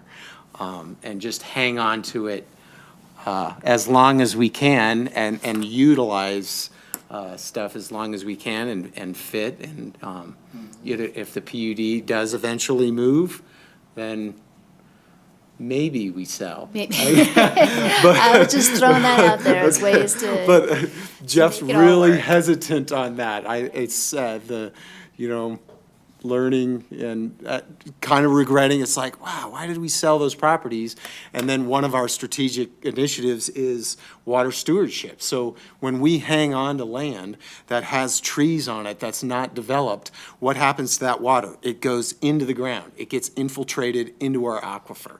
And we're a water district, and we just then pump that out 500 years later and Yes. give it to the district. Exactly, So- sustainability in action right there. Right. So, I mean, there's really good reasons to hang on to properties, if Yeah. districts I'm can, not- I'm so. We not, don't that have was just a, many yeah. now to sell anyway. Right, Yeah, right. well, I mean, we're down to, now, I'd say maybe 60 years ago, they had a board here, and we own the golf course over here. We own that property on the golf course, the PUD did, and they had 3 or 4 different properties like that. Mm-hmm. That was, I wanna think of the man's name, he was out of Donner Lake, and he was on the board in Swanson. I think it was Swanson, he was real estate. And that board bought a lot of properties when they were in office. But I'm with you about selling the thing. Yeah, I'm not, So President Bender. Utilize what we have, you know, and then build something else. yeah, and plan. Yeah. Plan Because, yeah, it, we gotta figure it out. We can't just shoot from the hip and spend 100 million. Exactly. You've got to plan before you spend Yeah, 100 million. yeah, You exactly. cannot. So there's no action requested this evening. This was a workshop. Our staff has heard some great feedback. And, this isn't any kind of board authorization to continue on some construction development or spending or investing in a new facility. This is great feedback that we can come back to the board as we kind of develop a more detailed facilities master plan, again, a roadmap. We'll come back to the board with additional information and workshops, and eventually, in the, coming months or next year, it will be next year, but looking for some guidance and approval on a plan, long-term plan. Excellent. Cool, all right. Very good. Great. Well, thank you very much. We'll go on the roadmap. The roadmap. Gotta lay out the roadmap. Thank you. Excellent. Thank you. All right. Thank you, Brian. Okay. Thank you, Andrew. Okay. All right, have a good evening. See you soon. Okay, now we're going back to item number 12, our first action item tonight, consideration of approving a 3-party lease option agreement for the new Truckee Regional Library. Aha. On the front row, becomes clear. Right, now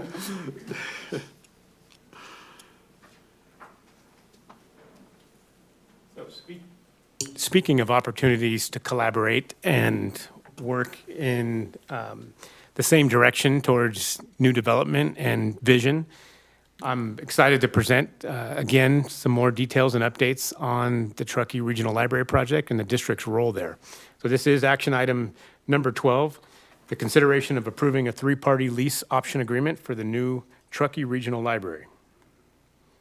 And I apologize to the Friends of the Library if I'm not calling it by the exact name, but correct me. Okay. So first, this is a recap. Everyone, it hasn't been that long ago, we had some presentations from Friends of the Library and JK, who, a different team, but same firm working with the Friends of the Library and the JPA. So just kind of wanted to highlight the entities involved. It's kind of another demonstration in public agency partnerships. Obviously, Friends of the Library is the tip of the spear that's driving this project. We have Louise Zabriskie, April Cole, and Kathleen Egan here representing Friends of the Library, doing tremendous work there. We also have been working with the Truckee Library Joint Powers Authority, which consists of the town of Truckee and Nevada County, and I believe possibly Placer County now. So that's truly a regional effort. We're also, in terms of the land, lot line adjustments and kind of land organizations, the Truckee Donner Rec and Park District. We have Sven Leff, the general manager from Park and Rec here. and Truckee Sanitary District. So a little bit of recap on who we've been working with. I like to present this artist rendition of what we're looking forward to have in our community in the future. And it's the title on that up above is about kind of the lot line adjustment process. Kind of want to remind everyone the project we went through the end of '23, early '24.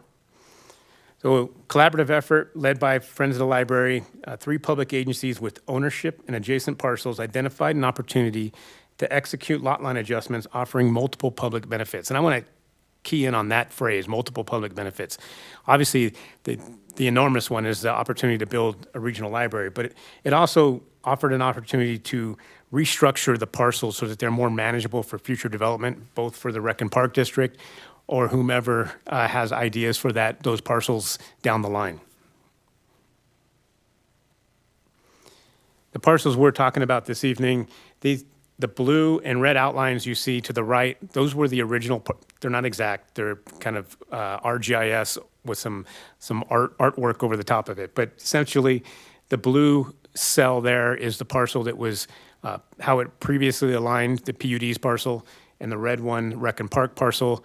And it didn't really work well or accommodate the needs of the library project. And so with the Truckee Donner PUD, Sanitary District, and Rec and Park, we did some lot line adjustments. You can see we hired Sage Surveying to help us with that and created new legal descriptions and recorded new parcel alignments. So a couple of key points in terms of where we're at now. The library JPA and some of the core management team, the project team for the library, and JKAE have identified a more favorable building location. After further assessment, in order to accommodate some of the parking needs, facilitate kind of the logistics and integration between the library and Rec and Park activities, a new parcel or new location was identified. And we talked about that a few weeks back with the update from JKAE. And also, it really more closely aligns with the vision of the library itself. And kind of the vision and goal of having a location that was both accommodating to Rec and Park activities, kids and adults, recreating, but also have an opportunity in that same location, having access to resources that a future library will hold. Not just books, but lots of other opportunities there. So the white footprint kind of to the right was the original alignment. That's kind of the conceptual design from JK, where it would be located. And you can see it presents a couple of logistical problems. JK talked about this last time. The red figures are existing structures that Rec and Park currently manages. There's that blue hash mark is some utility easements for some towers, radio towers, cell towers, and then some of the parkway spaces at the front road frontage. And so it really created some challenges that those things would have to either be moved, relocated, or worked around. You saw last presentation, JK talked about pivoting from location A to location B. And the real difference there is, one, it provides a better opportunity, but it's also, location A was entirely, would have been entirely constructed on Rec and Park owned land. Location B will be entirely constructed on PUD owned land. And so after the lot line adjustments, you can see the 2 parcels there. The one to the right on the map is Rec and Park owned parcel. The one to the left is the PUD owned parcel. And you can see kind of conceptually where the new library footprint would be. That's just, early concepts, but it offers a couple of new opportunities. That parcel owned by Rec and Park provides an opportunity for kind of integration between the 2 uses, Rec and Park and the library, additional parking or park space or activity space. It really gives more flexibility to Rec and Park to develop that land. And it also, we had some workshops recently that in terms of environmental sustainability, there's a better opportunity, there's more flexibility on how the new library would be positioned, how it would be located. So for solar or HVAC, for ground heat source pumps, things of that nature. So I think it's the library, Friends of the Library and the JPA have done a tremendous job of pivoting quickly here. So what does it mean for us? The district-owned parcel we're talking about on that map to the left is currently under a long-term lease agreement with Truckee Donner Rec and Park District. It's a very conventional 99-year lease. I think it was executed originally in 1966, so there's still a lot of years on it. So what we've decided is that a three-party lease agreement would be necessary in order to facilitate the new library project. And each of the entities, the Rec and Park District, the PUD, and the Library JPA have had some discussions and agreed on terms for what we're terming a three-party lease option. And so some of those terms are the Library JPA would hold an option for 5 years to execute a lease agreement at any time during that 5 years once a couple of milestones are met. And really, they've identified about a 3-acre plot within that PUD-owned parcel. The JPA and their consultants would identify and create a legal description of that plot for the lease agreement. It would, like I said, be very similar to the Rec and Park current lease, 99-year, $1 a year, very typical between public agencies.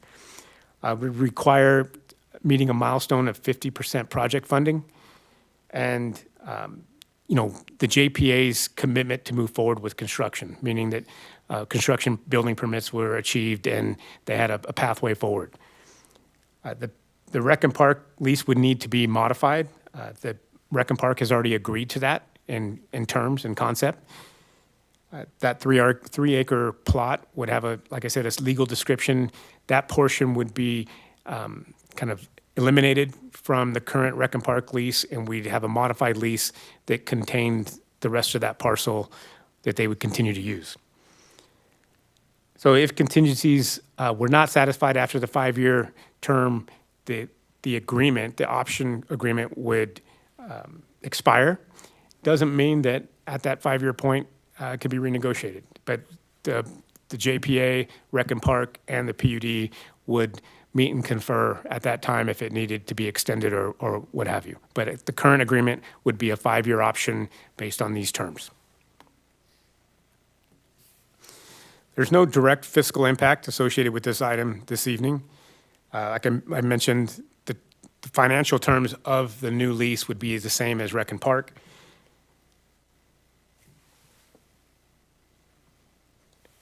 Board recommendation, or staff recommendation for the board this evening is to authorize the general manager to execute a 3-party lease option agreement between the district, Truckee Donner Rec and Park District, and the Truckee Library Joint Powers Authority in substantially the form presented for the proposed location of the new Truckee Regional Library. So that the agreement was included in the attachment to the staff report. You should have had an opportunity to review that.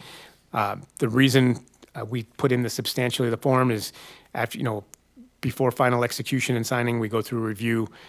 Any wording that might be changed, minor irregularities or changes that need to be made, still fall under board's overall approval of the document. I'm happy to answer any questions you might have. Great, thank you. Any public comment on the library 3-party lease option?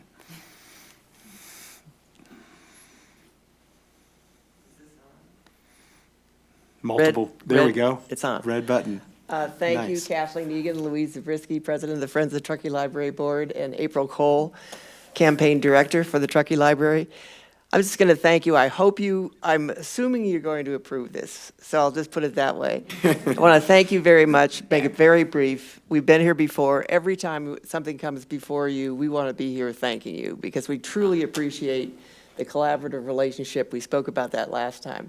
I want to emphasize, too, speaking about sustainability, we just had a workshop that we put together with JKAE, our architects, some local folks, Friends of the Truckee Library, and some people from some of your folks, the two Steves, actually, Steve Poncelet and Steve Geets. It was an electric, I have to say it was an electric meeting with so many ideas and so much information passing back and forth. Everybody who was in that room was really excited. And so I just want to convey to you how excited we are to be working with you and your generosity with the expertise and capabilities of your staff working with this new project, which we want to be a sustainable building that is state-of-the-art. Thank you. Thinking ahead.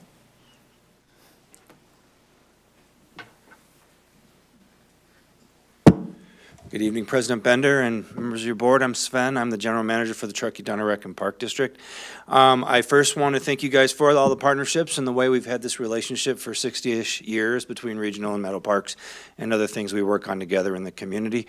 Brian did a great job of catching you up to date on things. Didn't have the chance the last time this presentation because I ended up in another meeting that conflicted.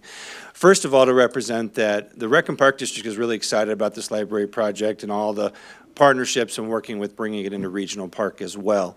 A lot of great work, and I think the joke was, you don't get to see how you make the sausage. We probably went through 20-some iterations of how we got to the current location, and it's a real desirable spot for the park and its current status and how it will be used, the transition. You can almost look at it as raw land, and you have this opportunity, which is easier than renovating, as previous conversations have already had, for bringing the facility into the park. And so it's a really nice addition in so many aspects. At any rate, I think it was August, maybe it was July, that our board did at least a letter of intent that we shared with the PUD and with the Joint Powers Authority, just saying that, hey, we understand that when this is ready to go, we're going to have to modify our lease, and we're in agreement, and we'll make it happen. This agreement has not been before my board yet because it was finalized after my last meeting.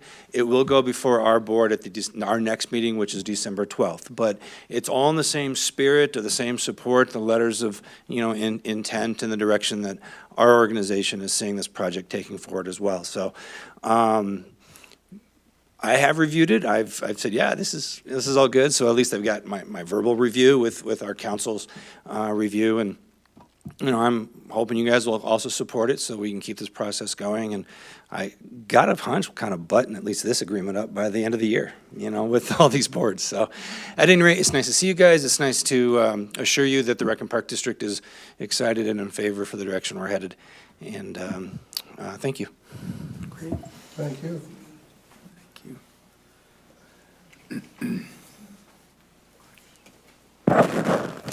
Courtney Morrell, community member here, Tahoe Donner. Wanted to tell you I lived in Steamboat Springs 15 years ago, and 15 years ago Steamboat built a brand new library. And I know that was one of the mountain communities that you benchmarked with. And I want to say they had a little teeny library like we do here. And right now, it is a fantastic facility. I went back 15 years later to see how it's matured. It is on a park setting, Little Toots Park, so all the kids are playing right on the Yampa River. So I have seen what that can do to a community. It's a fabulous facility. It is certainly another community center. And I am thrilled for this project. I'm so excited. And I love the collaboration of the PUD with the local and regional partnerships and authorities. And I fully support, as a individual community member and ratepayer, the three-party lease option agreement ahead of you. Thank you.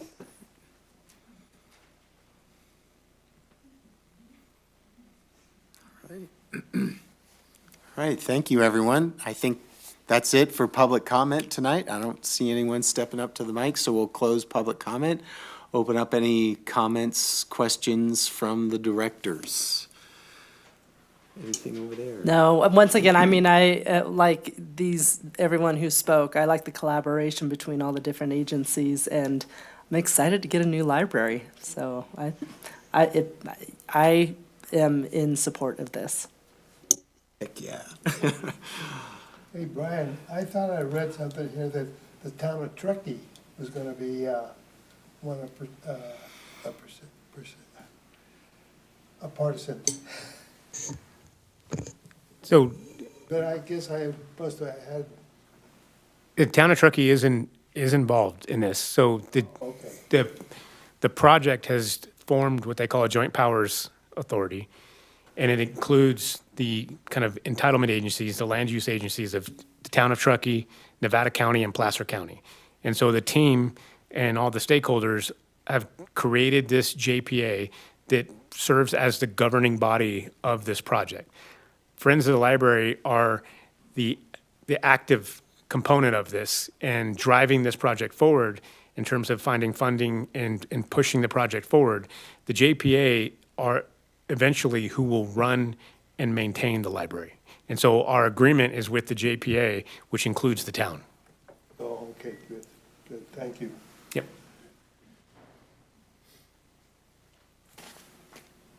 Anything else to add? I'm all for it. All right. Yep, heck yeah, it's gonna happen. So, excited, super excited for, the new library. Yeah. Uh, Now that we've gotten it this far, we just want it to be done. You're We love it right, to be let's there. go. Let's get it done, So I'll go ahead and make a motion. please. Authorize the general manager to execute a three-party lease option agreement between the district, Truckee Donner Rec and Park District, and the Truckee Library Joint Powers Authority, and substantially the form presented for the proposed location of the new Truckee Regional Library. Second, We've got a motion and a second. Roll call, please. Director Guerra, yes. Director Harris, Yes. Vice President Finn, Yes. President Bender. Yes, The record will note Director Laliotis is absent. all right. Yes. Welcome. Thank you, guys. Yes. Thank you. Yeah. Yeah. Good night.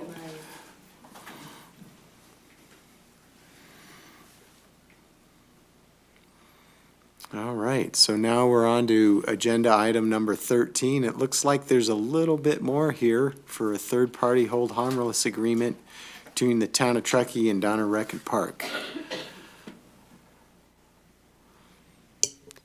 All right, yet another three-party agreement between multiple public agencies. Getting good at it. This one's just as exciting, another project that's kind of in the works here in our community.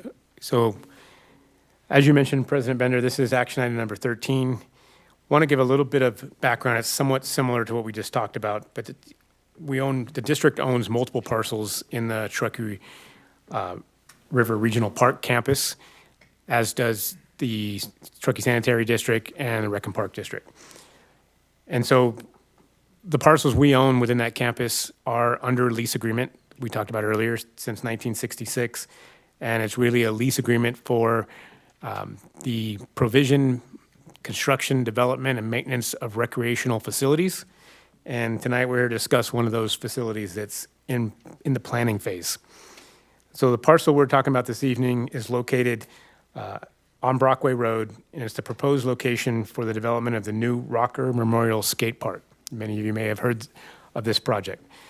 Truckee Donner Rec and Park District has partnered with the stakeholder group for project funding and permitting. And so that's kind of the phase they're in now. To give some context, the hash marked red area there, that's a part of our parcel that's on Estates Drive, just across the street from the rodeo grounds. It's part of the park campus, but you have that kind of Estates Drive going through there that splits it a little bit.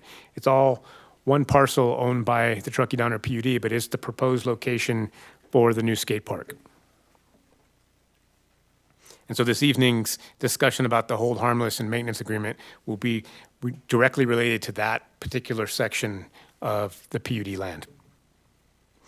This is a rendering, an early planning rendering. This may or may not be final, but I just want to give some context of, you can kind of see the outline of Estates Drive and what the footprint of the Rec and Park, the skate park facility will look like. Oh, stand by.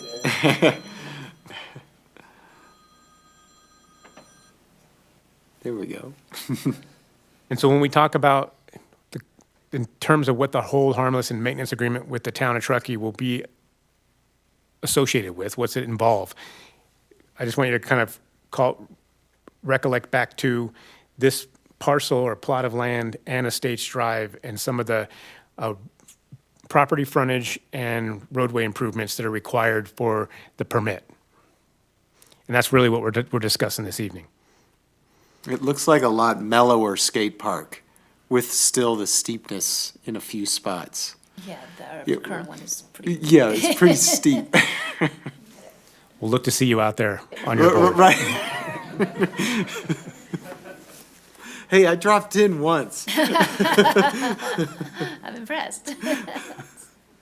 And so a little timeline here, back in 2022, we kind of started these discussions with Rec and Park and the skate park stakeholder group. A building permit application for this skate park was submitted to the town. And then recently, there's been a lot going on in the development, funding, permitting, kind of design, a lot of, and we talked about it with our own facilities master plan, the amount of behind-the-scenes work that goes into a project like this. And so February of this year, the Rocker Memorial Skate Park stakeholder group and Rec and Park entered into an MOU to advance the construction. It was basically to continue the timeline of this project. Involved with the building permit and the MOU with Rec and Park are a couple of conditions of approval. And one of those is the execution of a hold harmless and maintenance agreement with the town of Truckee.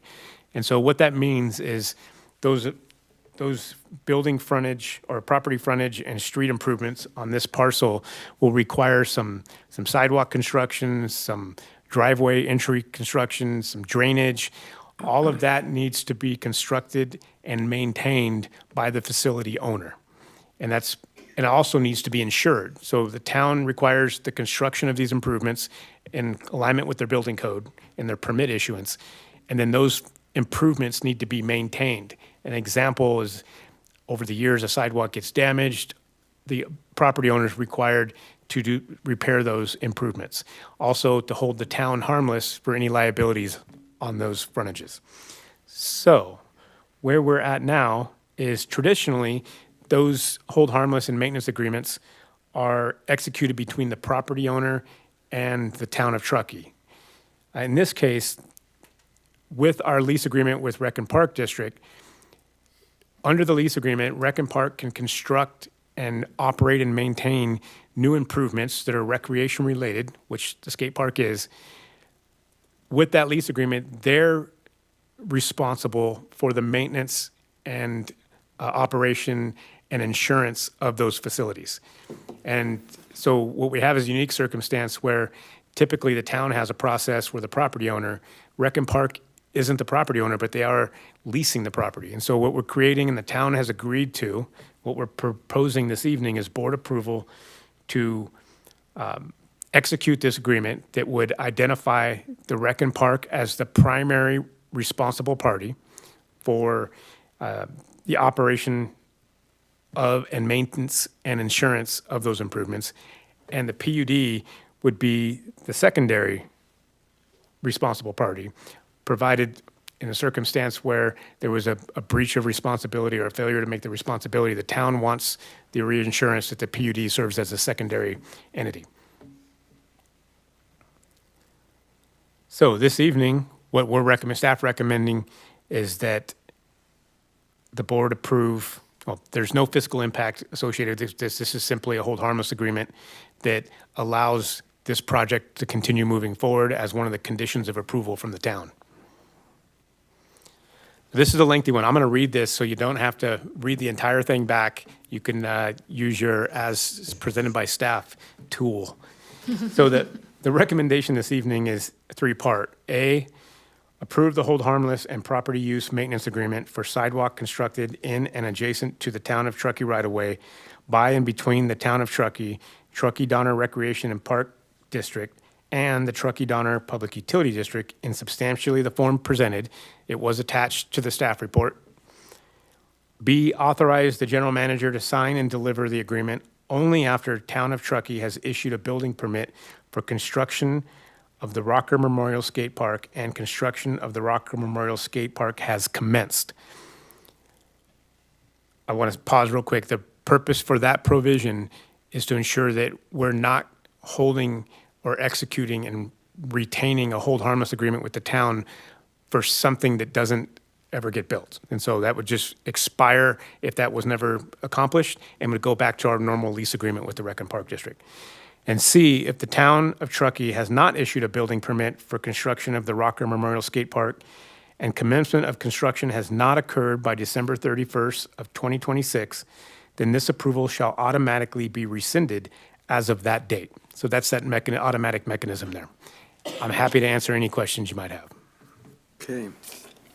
Thank you. Any public comment on skate park hold harmless agreement. Absolutely, on this one, yes. All right, Sven. So, yes, good evening again, folks. Sven Leff, General Manager of the Rec and Park District. First of all, Brian pretty much nailed it, so I'm here to answer any questions. Second of all, my board did approve this at the October 24th meeting. This one was available to us in time. Third, and a little bit of an update on the skate park project with Rocker. They did, from the town's planning commission meeting on Tuesday, the 29th, they were given a 2-year extension on their land use entitlement permit for all these planning pieces. So that will run out roughly this time in '26, which coincides with that December 31st. I view it as sort of like a clerical or automatic, provision if this stuff really gets derailed or doesn't provide. It could, one, be extended and renegotiated, or two, just, it would be cleaned up. The Rocker Memorial Skate Park Group, their fundraising is about 30 to 40% of the estimated project cost. It depends really on how you value all the in-kind pledges that they have received from various suppliers or contractors in the community. They have raised in the I think they've been doing this for 10 years. These are questions that I've previously frequently asked of them. They have raised more than $300,000 and invested about $250 of that in passing CEQA and all the planning and the permitting stuff to get to this point. The comment passed about this looks like a more gentle skate park. They would describe the current one in the park at about 7,000 square feet as a blue square. And this new one, 25,000 square feet, as some green circle plaza and some double diamond ramps. So if you got it in you, they would welcome you dropping in again. And really cool, they have a guy who has taken a big old CNC machine on a 4x8 series of sheets of plywood and have carved out a model that's going to be displayed sometime later this year up at the rec center to see what this looks like. Oh, wow. Which is going to be pretty cool too. So at any rate, it's an exciting project. It is a parcel in Regional Park that the PUD owns. It is the same parcel that has to do with the rodeo grounds. And an example of this three-party arrangement where the town identifies a piece that needs some maintenance. There was some sidewalk right by the rodeo grounds that was identified earlier this year that needed repair.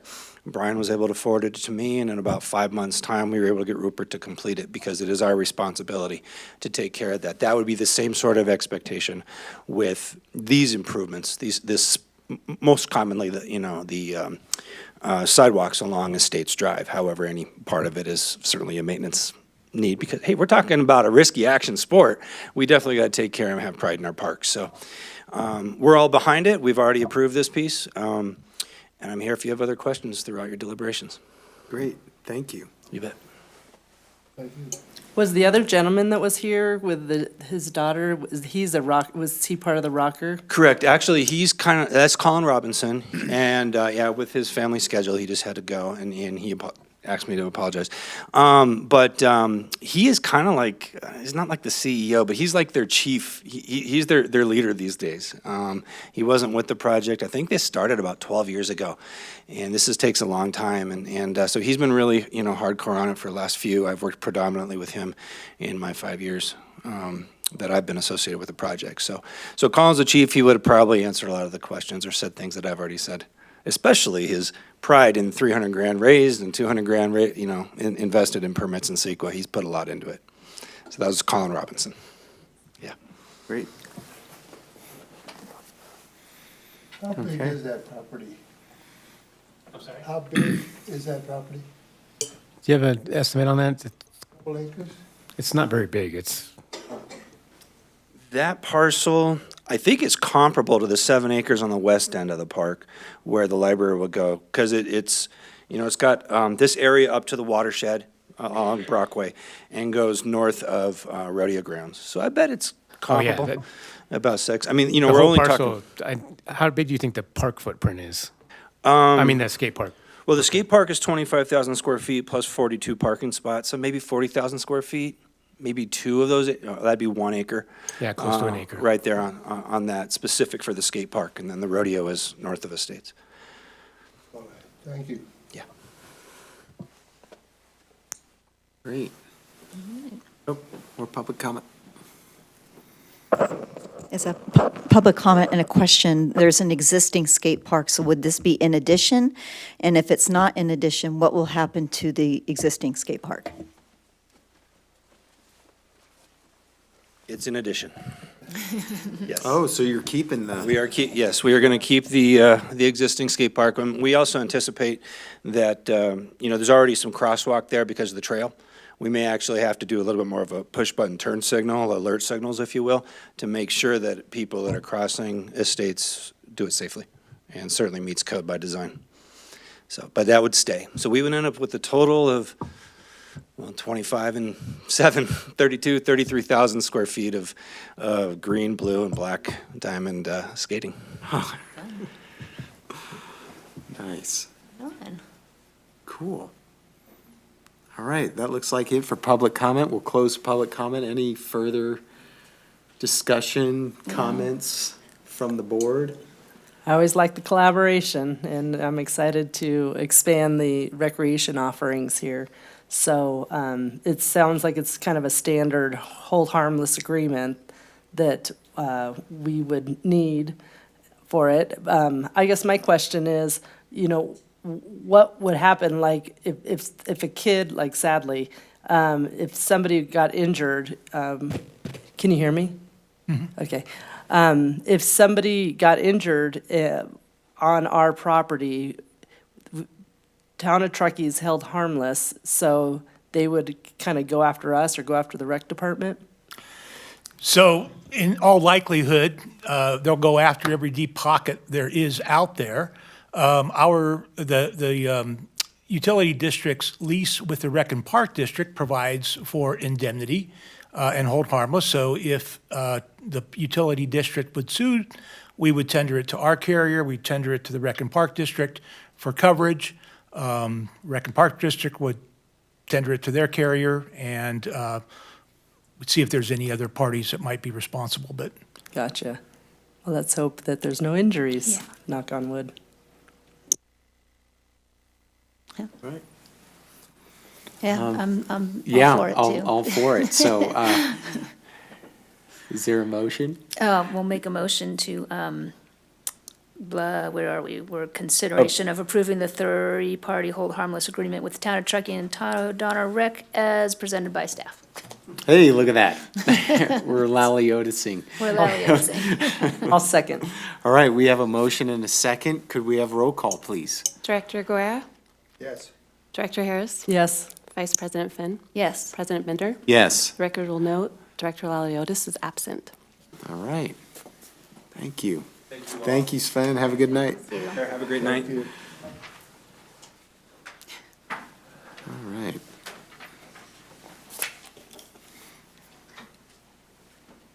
Okay, last two. Okay, that takes us to action item number 14, consideration of adopting resolution 2024-20, approving the submission and attesting to the veracity of the 2023 Power Source Disclosure Report and Power Content Label.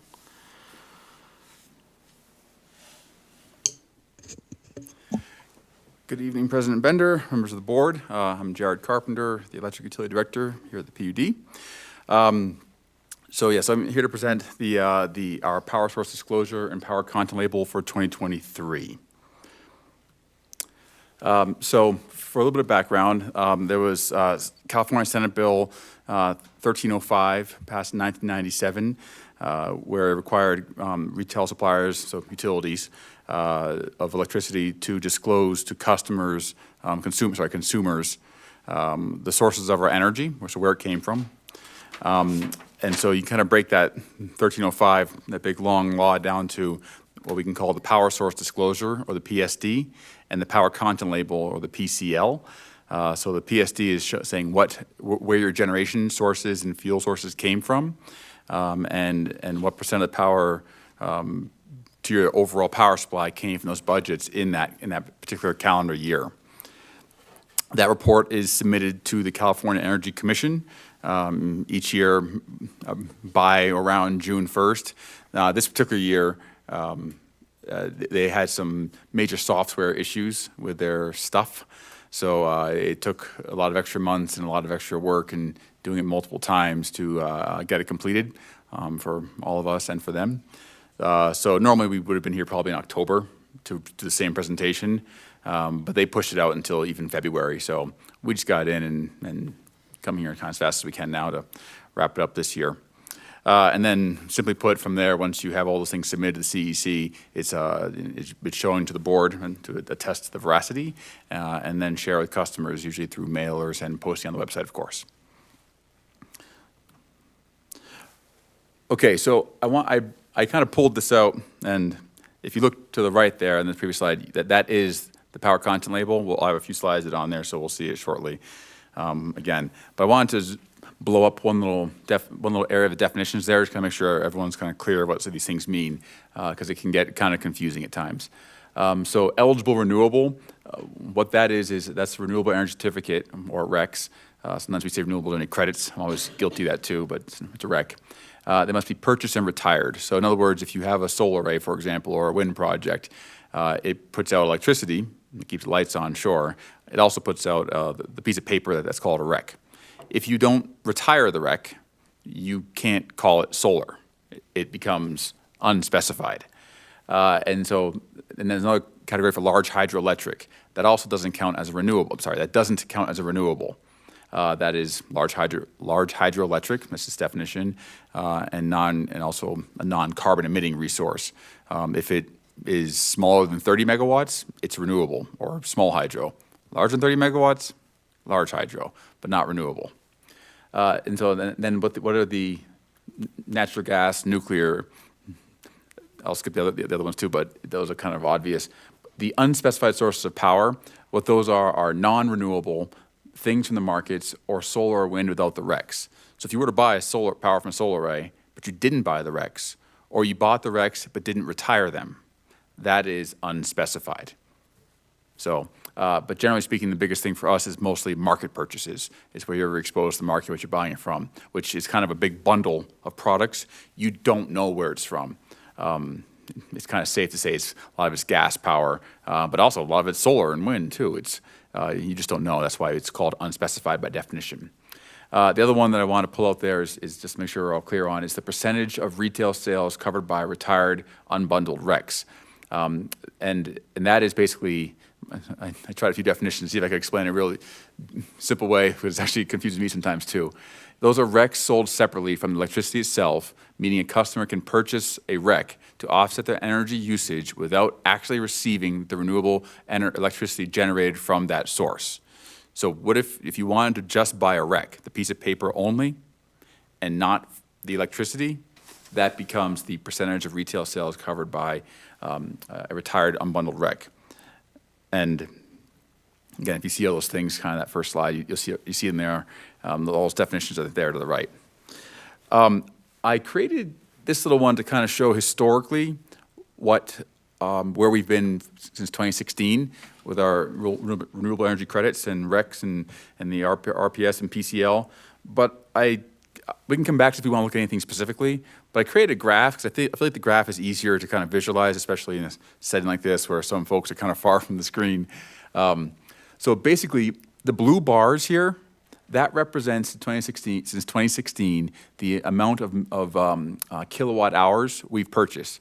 So if you see here that in 2016 we bought around 158 million kilowatt hours of energy, and in 2023 it was closer to a little over 176 million kilowatt hours of energy.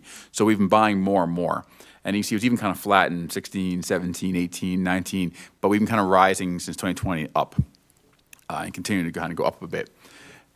The lines there, so the green line, that is what I'm just going to call green energy. The orange line is renewable energy. So again, what you are defined as renewable. To me, green in this case, I'm saying like large hydro is also green, because it's not carbon emitting. The black line is carbon emitting sources. So if you look at this, you kind of can see how the visual, it all depends how you want to word what this means. But basically, our carbon emitting resources have not really been increasing. In fact, they've recently been decreasing a bit. The renewable decreased a little bit from 17 to 19 and it's kind of stayed flat ever since. And the green has been kind of flat except for a 2017 year where it was up a little bit, so we're just cruising along in the same way. But our energy use has gone up. So of course, your percentage will go down a bit if your usage goes up. Okay, so the power source disclosure is where we take every hour that comes from every generator we purchase power from, if we know which one it's from, so it's not undisclosed. And we have to report every single hour. And every rec we obtain, we have to report every single rec and retire every single rec by the hour. So we go and do that every month, every quarter, something like that, when you're really killing time and clicking through a lot of buttons for a couple hours. It's a good Friday night activity, to tell you the truth. So, sitting upstairs. But where the power came from this, I didn't want to try to make these the whole PSD. It's in your packets, but I don't want to present it here because it's unreadable. It's just too big. But where they came from, Horseshoe Wind, Horseshoe's a wind generator, Transjordan's biomass, and these are all renewable. Pleasant Valley's wind, Nimbus is a small hydro owned by WAPA that we get. Lewiston's all small hydro, another WAPA generator. Veo is the heat recovery unit. That's carbon-free. It doesn't put out any carbon, but you can't call it renewable though, but it's carbon-free. Old Lahontan, small hydro, and 26-foot drop, small hydro. Those are the two of the dams over in Fallon. And then I made a little space there because we also get power from Nebo, which is a natural gas facility. And then we had the unspecified, which again, we don't know where those are from. Once you have your PSD created, you then create your PCL, your power content label, which again, I always think of that one as like think of it like it's like the food label in the back of the cereal box. It's pretty accurate. On the right is 2022, on the left is 2023. I just wanted to make sure people had some references in there. I like the visuals, helps me imagine these things. One thing that did change in here, just to call it out, is in 2020, because these laws, they always tweak them a little bit and add things. The CEC asked us all utilities to report to calculate in the GHG emissions too. So those little bars, the red is the state, the blue is us in this case, TDPUD, kind of how our generation sources, how much carbon they're putting out in terms of pounds per carbon dioxide per megawatt hour. So the reference point, we were about 5% better than the average state utilities in 2023. For fiscal impact, and again, I left the PCL on the right as the next two slides, just so it's not too far from talking about if we need to. For fiscal impact, there is no fiscal impact by approving the submission and attesting to the veracity of the 2023 Power Source Disclosure Report and Power Content Label. And the recommendation tonight is to adopt the Resolution 2420, approving the submission and attesting to the veracity of the 2023 Power Source Disclosure Report and Power Content Label.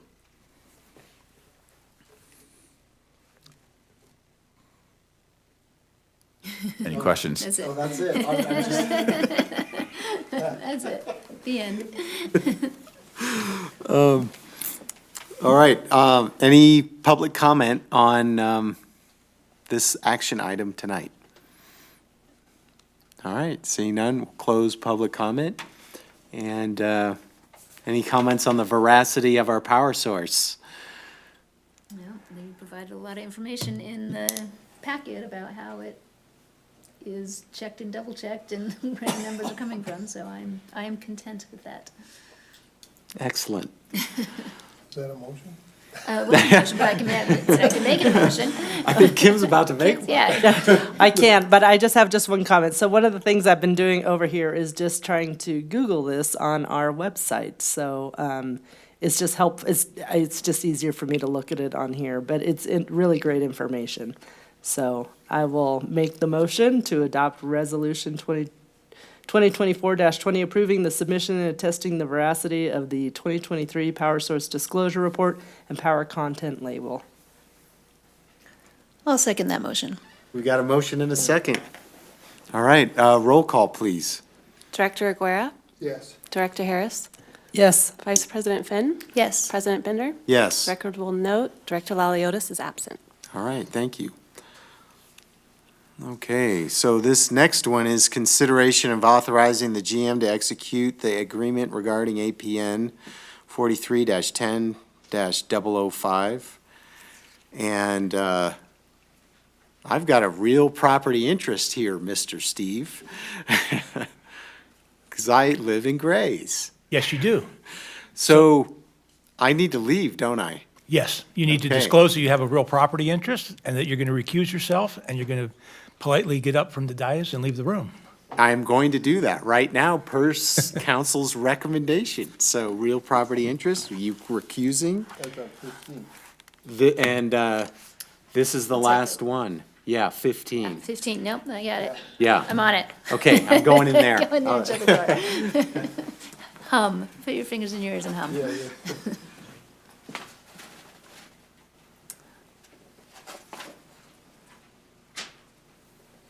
Let's shut the door. I'm gonna shut the door. Okay. Well, put a wedge in. He can listen, okay, he just can't see. Should I open it again? It's all good, we're gonna let it go. Give him some privacy.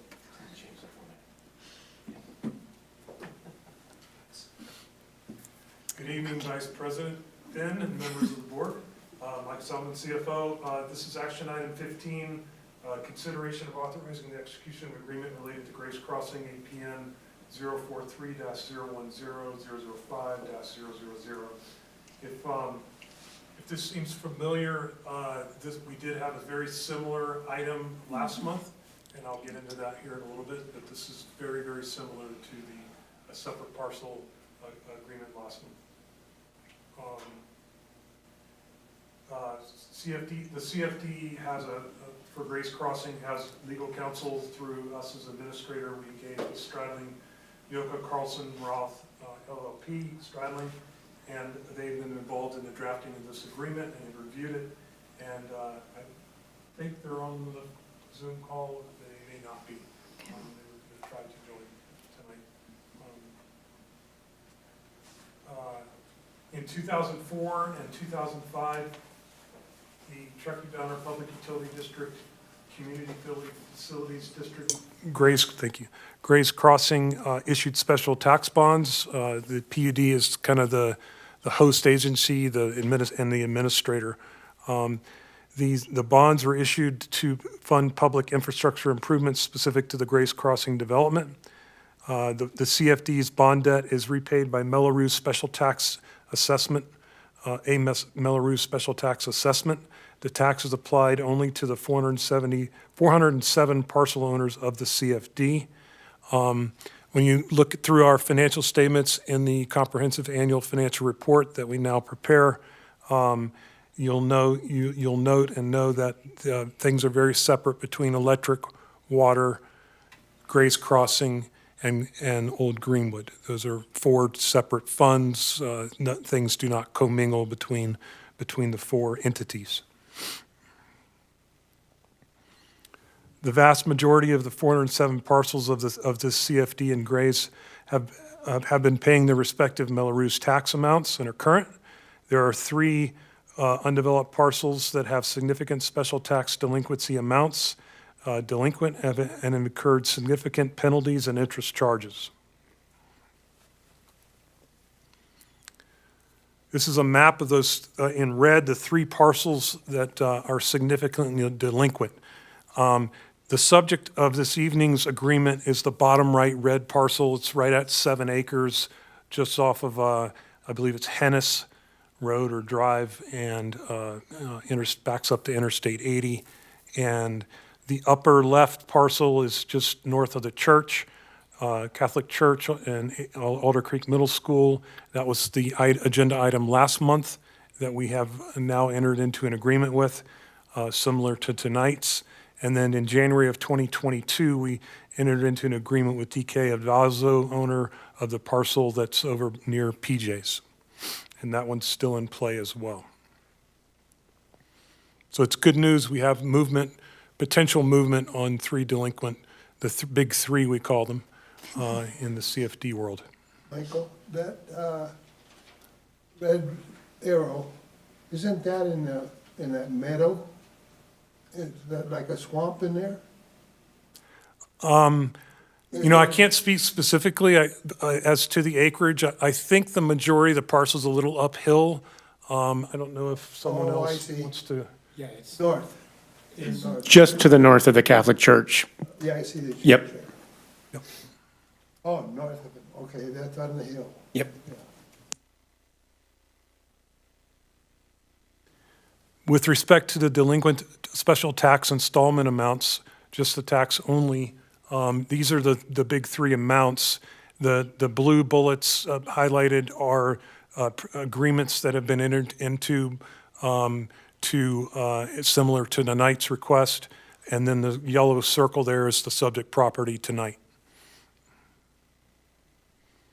This is the specifics of the parcel we're talking about. On the far left column is the special tax installment amounts, and then this is just the detail on how we calculate the penalties and interest and other fees, et cetera. The current delinquency amounts owed for the APN create a significant economic hurdle to enable development of the parcel. That's why they've been sitting vacant and accumulating delinquencies. Soldier Creek LLC, the same party as last month with the other parcel, has interest in purchase of this parcel from the current owners, the Siddiqui Family Partnership LP. If the current they're interested in purchasing the parcel if the current delinquency amount owed of $2.9 million can be reduced. Soldier Creek has presented this agreement, and we've reviewed it with legal.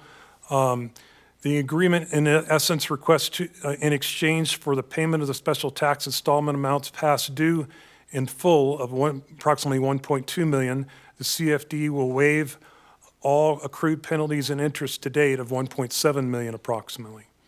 Payment to the CFD of the $1.2 million would be part of the escrow closing targeted for November 30th of this year. Waiver of the current penalty and interest amounts due is in the best interest of the owners of the bonds and the CFD and all property owners within the Grace Crossing Special District. It cures the special tax delinquency and facilitates development of the parcel, thereby reducing the likelihood of future special tax delinquencies. California Government Code, Section 53340F, is provided fully in the details, and in particular, item D at the bottom, the waivers are in the best interest of the debt holders, so that needs to be acknowledged. And then basically with the item C here talks about that this transaction and any waiver of penalties and interest needs to be with a new owner, not the current owner. The current owner, shortened name is Siddiqui, and he would not be the new owner. Soldier would be the new owner. So we need to be sure we're in compliance with this government code section specific to CFDs. As I mentioned, Stradling has reviewed and been involved in the agreement. I don't believe we have Stradling on the call this evening. I apologize for that. If you can hear me. Yeah. Excellent. Again. Oh. Thank you, Greg. Oh. I'd like to introduce Greg Maestri with Stradling. Thanks for joining. Yeah, of course. If you have any questions, I'm available. Okay, we're almost there. As far as fiscal impact, there's no financial impact for the Truckee-Donner Public Utility District's electric and water utilities. For the CFD, receiving the installment amount of $1,235,370.50 would increase cash for the CFD, replenishing the reserve balance, and decreases the tax accounts receivable. Further fiscal impact. For the CFD, the billed but not collected penalties of $127,110, and interest of approximately $1.51 million would not be collected. The probability of collecting these amounts with current or a future owner are considered very low. The penalty and interest amounts are recorded on a cash basis for these parcels, specifically for these big three because of the lack of collectability. And so there's no financial impact on the CFD by waiving the penalties and interest because they haven't been recorded because the collectability was so potentially so low.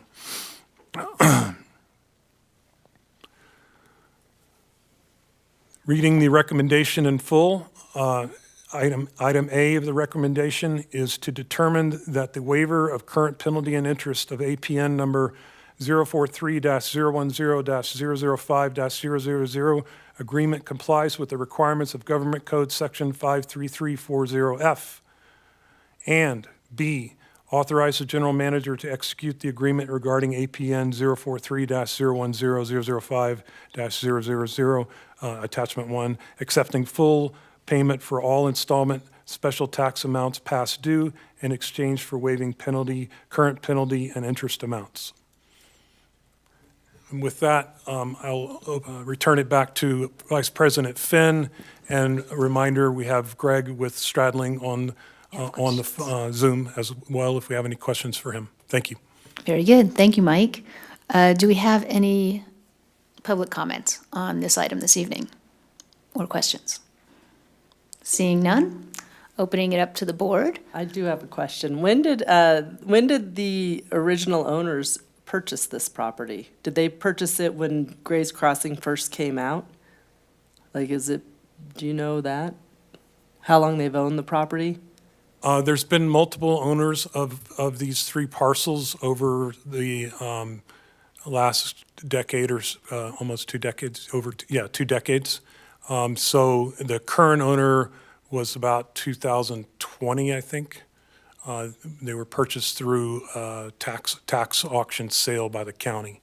Okay, and the previous owners, did we also waive penalties and fees on these properties? So this is. No, they walked away. The penalties and interest and delinquent tax amounts were never paid, and they walked away. Okay, and then this one, we're doing it as part of the sale. We're waiving all of the penalties and fees, but we're going to be collecting on the $1.2 million in principal. Correct. I just think that's interesting, that we keep having to waive penalties and interest on a property multiple times. Well, we've only waived it twice, and this is the third time, and that's for 3 different parcels. I mean, just on this there haven't one. been past waivers of penalties and interest for Just the on same parcel. on this one parcel that we're talking about tonight. Correct. The penalties and interest have accrued since inception. Okay. Oh, okay. Yeah, I think I'm confused of the waiving of the penalties have been on the other properties, or the people walked away, we haven't been able to collect on it. Which So is we've why had to we ri- waived We've had to them. write it off. Yeah, although it wouldn't be, it's not us. You know, we're just the administrators on it. But this item were very similar. One of the other parcels was in front of us last month. So we got an opportunity to, this is super familiar with me. Moving it along. Keep it, exactly. So that's what, the reasoning behind it is nobody's ever going to buy those properties with that many penalties and interest attached to it. Like, no one's going to clear that. So for us to get movement and clearing the debt, period, it behooves us. It's better for everybody involved just to waive them at this point. And I think it was Director Laliotis who asked the question, where do the penalties and fees, where does that money go? And it goes to administrative costs of the, and I think that was a question that was, we can ask it again. Where would they go if somebody was to pay those penalties and Well, interests? first and foremost, they would replenish the reserves that have been drawn down in order to make debt payments for the last 20 years because these parcels were not paying their fair share. Okay. And so that would be first and foremost where the dollars would go. Greg, do you want to add to that? Yep, you're on mute. We can't hear you.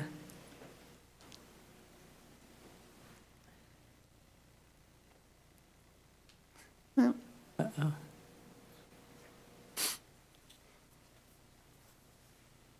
Gotta love I technology. yeah.